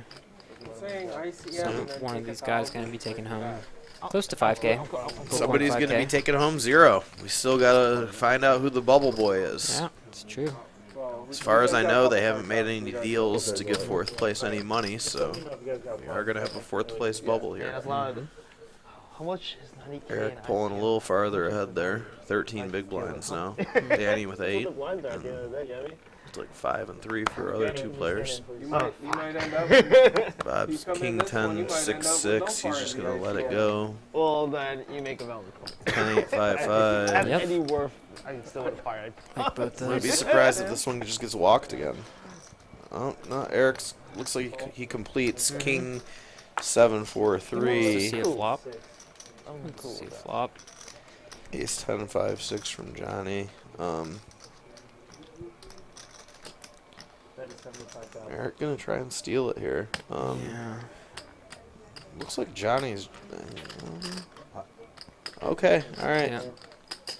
So, I wasn't sure for a second. It looked. I thought Johnny J-Rock, was can you gonna pause the let it clock? go. Maybe. So I actually think I like. I really like Eric's play there. When you complete the small blind, I think that your range just has a lot of aces in it, and so stabbing at that pot on the flop, I think, is good. 100%. I agree. I think if you're gonna complete the small blind there, you should be trying to take a little stab at it on the flop. I think when you complete and he checks, your range is way more condensed to having aces in it. So There's 20 big blinds. Yeah, he can have any 4, Yep. and you had a hand that deemed worthy to put another half a big blind I'd in, like so to five of them. makes sense. I'm not sure what. I don't know what they're doing here. I've Get a chip count 5 again. Or point. Eric with 11, Danny with 8, Johnny with 7, and Bob with 4 big blinds. we're at 30-60 now. See what's happening in the chat. Did we get to 50 people Pretty yet? much just- I could do the math if you want. Like just calculate. No, we're at Do we have 25. an ICM calculator? We're Dude, creeping. it's just a fucking. Come on, guys. We got a little bit of time left here. Still the opportunity. I even dropped it from Yeah. 50 to 45 people in the chat. I think we should drop it to 40, man. Oh, man. I've All right. Yeah, you heard it. I'll drop it to 40. 16 more people, and I'm giving away $200 to one lucky person. All you got to do is be a part of the chat. Be a part of the chat. Come on down and check out the poker. There's great action here at the Georgetown Poker Club. Jer Bear is giving away a $200 free roll for a cash game. If we can get a couple more people in this stream. It looks like they might be working out an ICM deal here. I think Johnny is putting in numbers into a calculator to try to figure out what kind of chop they can do. Yeah. So it appears like we might have something like that going on. 0.0042667.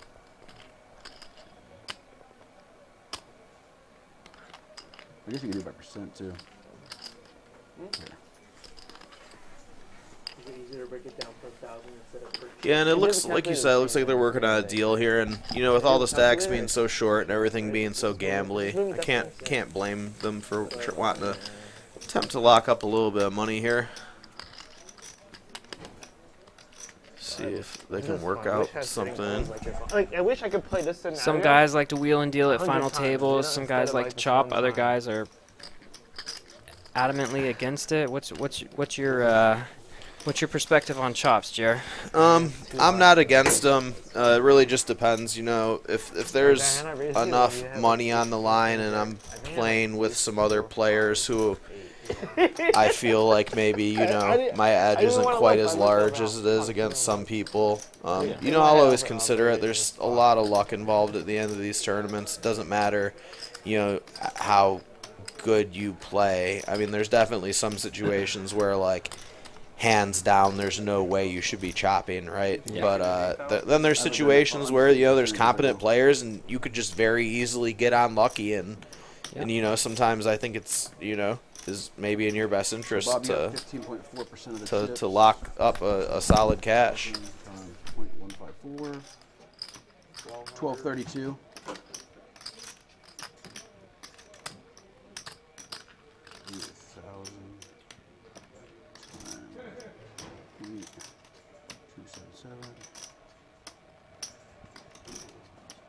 2216. We've got Corey in the chat here rooting against the chop, but I don't think any of these guys care that Corey's rooting against the chop. They're going to do what they're going to do. Yeah. We're up to 23 23 people in the chat. If we can get 17 more people here in the time we've got left. It's about 800, a little less. We got Johnny B. Detroit in here saying the old Jay would never chop, and he's right. The old Jared would never chop. He is right, but you know, newer Jared, older Jared, more experienced Jared. You know, sometimes chopping's a consideration. So just because of the decimals in the thing, there's $8 left over. Give it to give it to the dealers at least for sure. We don't want it. At least There's nobody here that's not going to take care of dealers. Yeah. I just wanted to make that easier. We'll just add $2 each for each thing. So that's, Okay, that works too. And we'll figure it out. But yeah. They're still figuring out what's they're calculating. I believe they're calculating an ICM chop. Oh man, we gotta make sure you get the dealers. Like Tony said, which basically means the players are gonna count up their chips, and everybody good with that? they're gonna put in the ICM calculator the total amount of chips everybody has and the total payout, and Are you good with that? Yeah. Okay. the ICM calculator is going to give them numbers of what it comes up with is the fair numbers for the equity chop here. All right, you guys want to tell Juan to restart it? Sure. Juan, can you start the clock, please? Yeah. So they've had the clock paused while they were figuring this out. I think they made a deal. Give me 1 second, guys.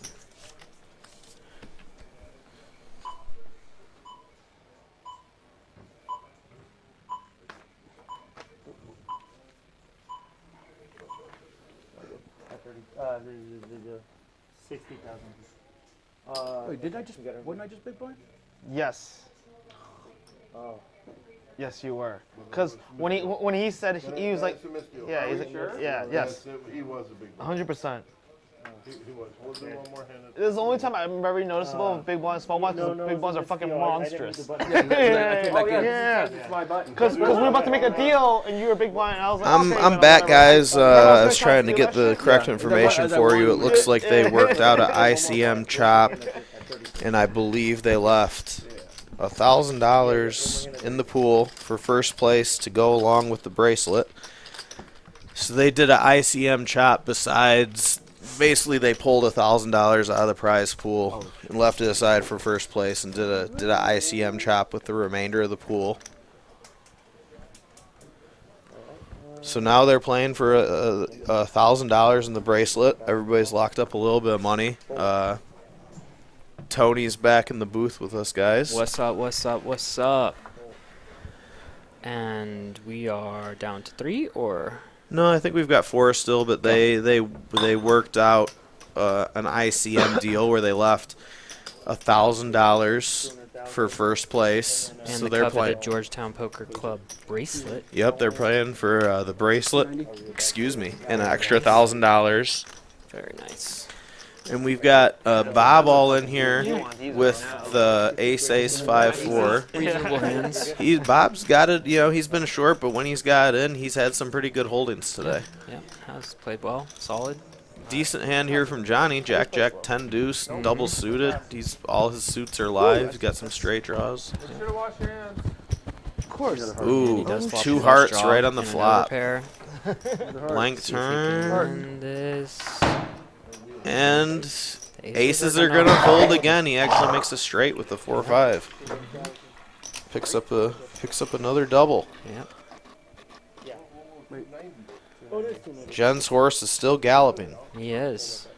Man, Jen can really pick him, huh? Yeah, you got the board. She knows. She does. You 5 of hearts?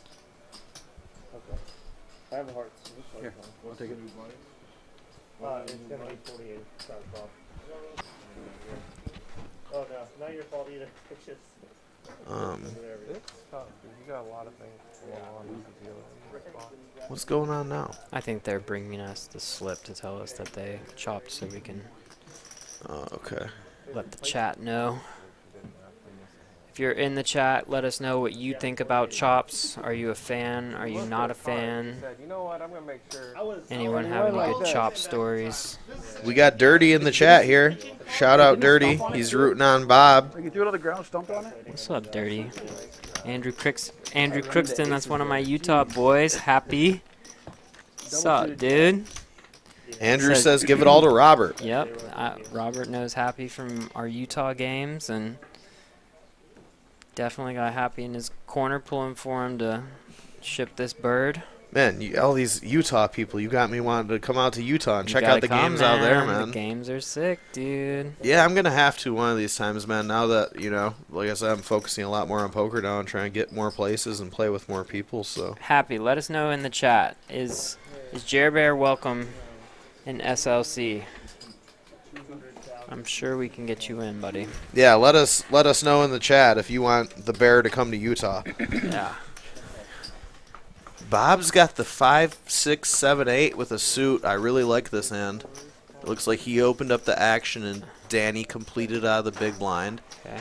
And Bob's gonna flop the trips. Oh. And did what happened there? Danny Did Danny just just pot it into him. Wow. Air. The queen high. Yeah. And Bob is, trying to unless steal something it insane happens, and it's not going to. Got caught with his hand in the cookie jar here, and yeah, Bob's going to double up. Does he cover? 303K, Bob? No, it looks like he's. Oh, yep. Danny's going to be going home. So we've got, let's see, some opinions in the chat here. Dirty says no chop. Joel, not a fan of chopping at this level. All right, those are my homies. I'm in the no chop camp too. Bigger prize pool, and then yeah. Got Corey chiming in here saying the flights to Utah are probably about $7. Oh, so it looks like what happened was there is it looks like what happened there was, because Dirty's chiming in the chat and saying nice check. I think what happened is Bob opened it up and then checked it over to Danny, and Danny potted in. That was a pretty good check there by yeah, trapped him. Yeah, Bob the Trapper. Look, he's happy about it too. Look at him. Yeah, he's excited. This is the happiest I've seen Bob all day. He's been in the blender, you know, trying to find a hand to get those short. Yeah, and this is a prime example again of what we've been talking about all day. It only takes a couple chips to spin it up into a big stack and have a real shot at one of these things. We've got Austin in the chat here saying, I think there are times to chop and times to not. And, you know, I couldn't agree more, Austin. That's kind of what I said earlier. You know, if in the right situation with the right players, the right amount of money on the line, I don't mind working out a deal. I agree in a scenario like this, if I was in this situation, there probably wouldn't be any deal making. 4,500 up top, I'm going for the 4,500. Yeah, and he does follow that up with he doesn't like it when everyone's super deep and there's a lot of play left in the tournament and everyone's rooting for a chop. That's yeah, for sure. In this spot right here, when they're talking about chop, everything's very shallow. They're just kind of gambling at this point. I mean, there's definitely still some serious skill involved, but way higher variance. And two really, really big hands here. We got the ace-ace 9-7 with a suit, and then Eric's got the 6, 7, 8, 10 double suited. Run down-ish hand. Yeah, I like both these hands a lot. Yeah. And Bob and Eric are going to get it all in, and Bob is going to be looking to hold. And Eric makes a straight. Yeah. Yep. Yep. Eric's going to catch the really, double. Really like those rundown hands, and for good reason. He's been running well with them, and yeah, Eric continuing to play well. I don't mind getting it in here with this hand. Yeah. It's just strong enough that even against aces, you've got a ton of equity. Yeah. 40K and 80K. I should be 80. Bob wasn't able to keep those chips for long. Got that full double and that nicely played hand, the 7, and Yep, and loses a 60-40 to give him right back to Eric. yep, picking up the aces, getting it in fine, great, good Man, spot, and just not holding up. Aces have been people's kryptonite at this final table.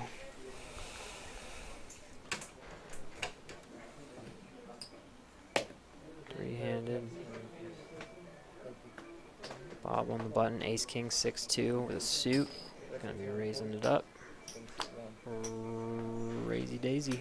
Once again, like you said, these ace-king hands just so strong, especially short-handed. Johnny with the queens, gonna get in, queen, queen, jack 3. Just gonna get in here and c5. And it looks like maybe Bob will have a couple chips behind if he loses this one, but this is for most of his stack as well. They're both really short here. Yep. Shit. King 6-6 flop, and that's probably that's do it unless he can. Johnny can find a queen. Give me a diamond for this. And that does it. Yeah. Bob flops the boat and holds, and he eliminates Johnny Poker. Good game to Johnny. Played well, and yeah, unfortunate there. Can I reboot up against you, Bob? So both of the people going for 2-time bracelets are out of here. Yep. J-Rod and Johnny. We will have a newly crowned champion, Georgetown Poker Club. I think if Stupid Eric game. wins, he's going to ask us to engrave something about the Mariners on it.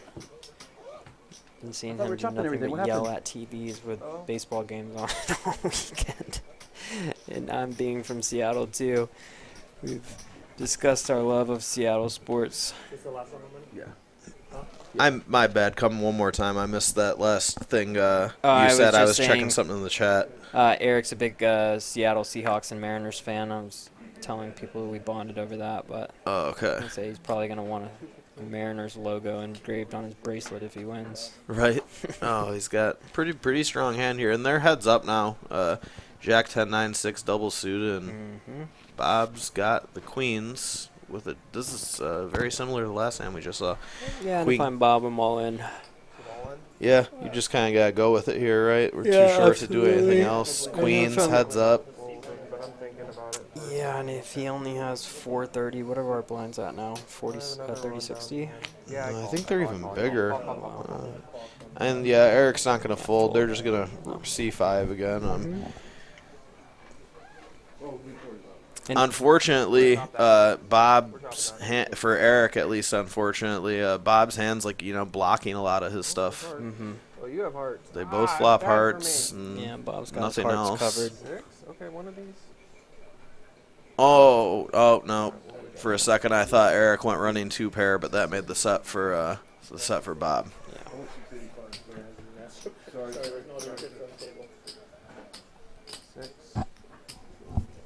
Bob's going to go ahead and double. Nice. He will become our chip leader. Looks like. It doesn't matter. Just deal. We're good. Just deal. Just deal. Just deal. Just deal. Just deal. Working out. I'm not sure, something with the chop money there. I think or that's the something, last maybe. longer. Johnny had the money from the last Oh. longer, and they were both in it. So extra 1,200 to someone, or it looks like they're chopping it up. Oh yeah, it looks like they chopped the last longer. 600, 600. We had a last longer in the sit and go. Me and Jen ended up chopping that when we got the heads up. Nice, nice. You guys did. I orchestrated that Oh yeah. last longer. Thank you for the bonus. I needed it. You're welcome. Donated it Very back in the well. cash game.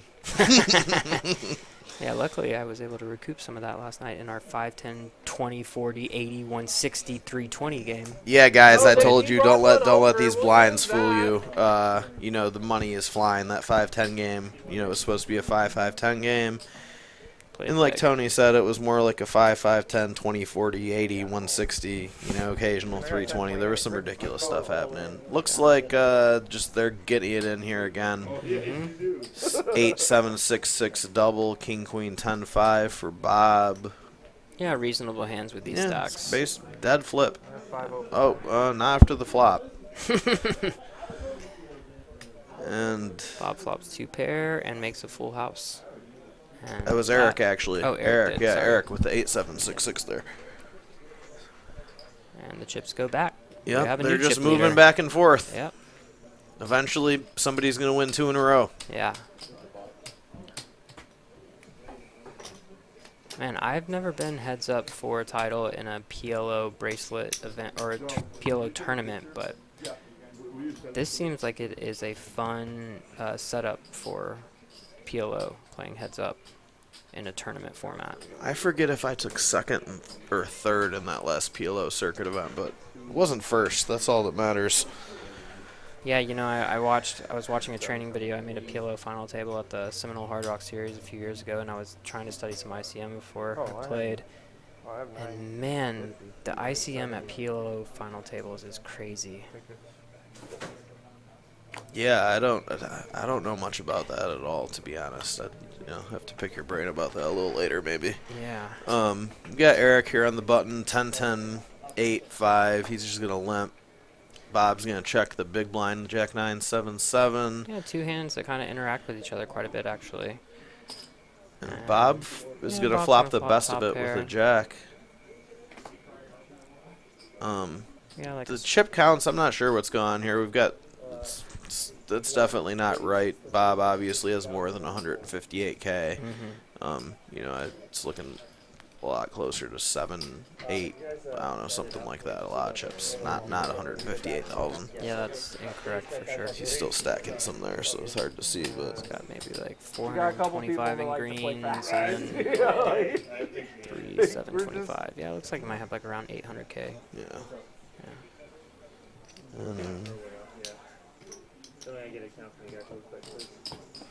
We're going to get an exact count really quick, but I think it's with Bob with right around 800, like we were saying. Eric with the difference. I don't know what those... are there blue chips on top of the greens there that are a different denomination? That's yeah, I don't know. Maybe those are 100Ks or something. I'm not sure.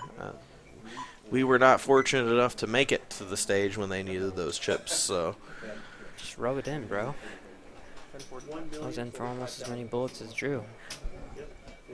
And had to pay them money every time they busted me. Oh, yeah, you guys had the bust bet happening. Yeah. I saw some buy-ins flying back and forth there.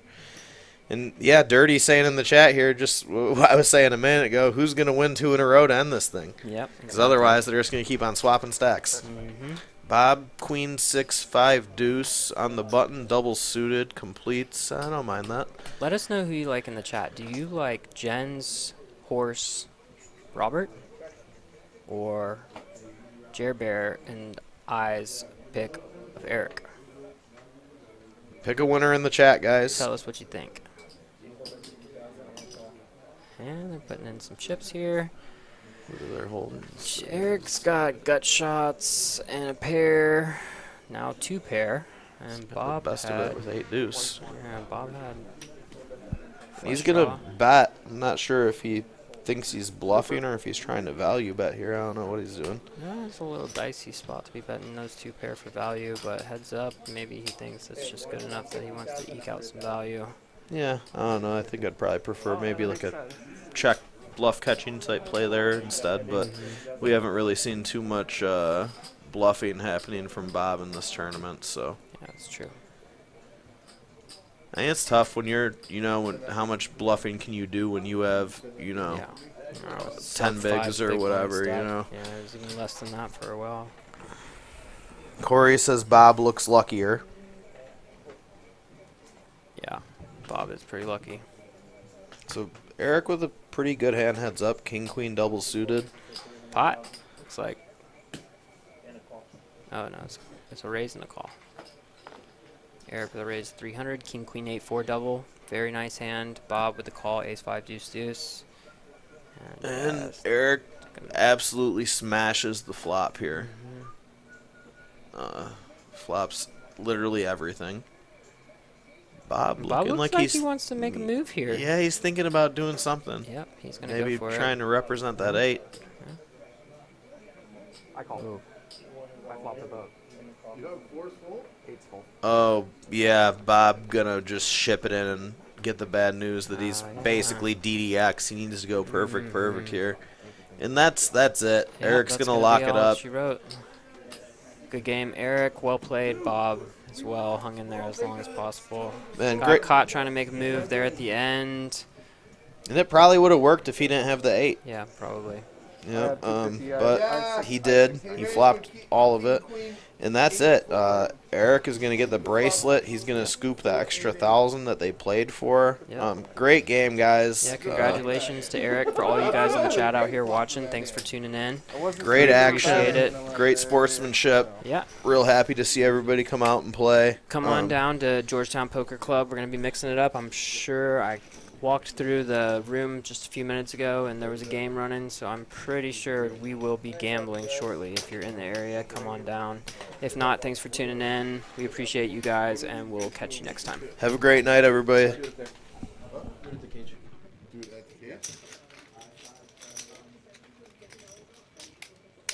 gonna give him his 8-4. For picture. Oh, yeah, yeah. King, queen, 8-4. Was double suited. I appreciate that. Thank you very much. What suit was it, Eric? Oh.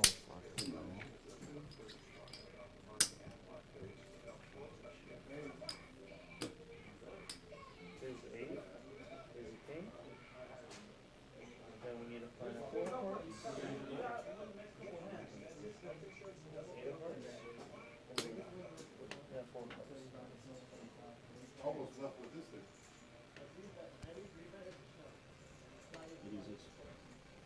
There it is. Good game, Bob. Wait, it was king, queen, 8-4, right?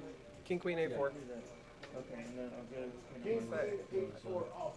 No, because these were. The king was suited and the queen was suited. That's gonna be 4.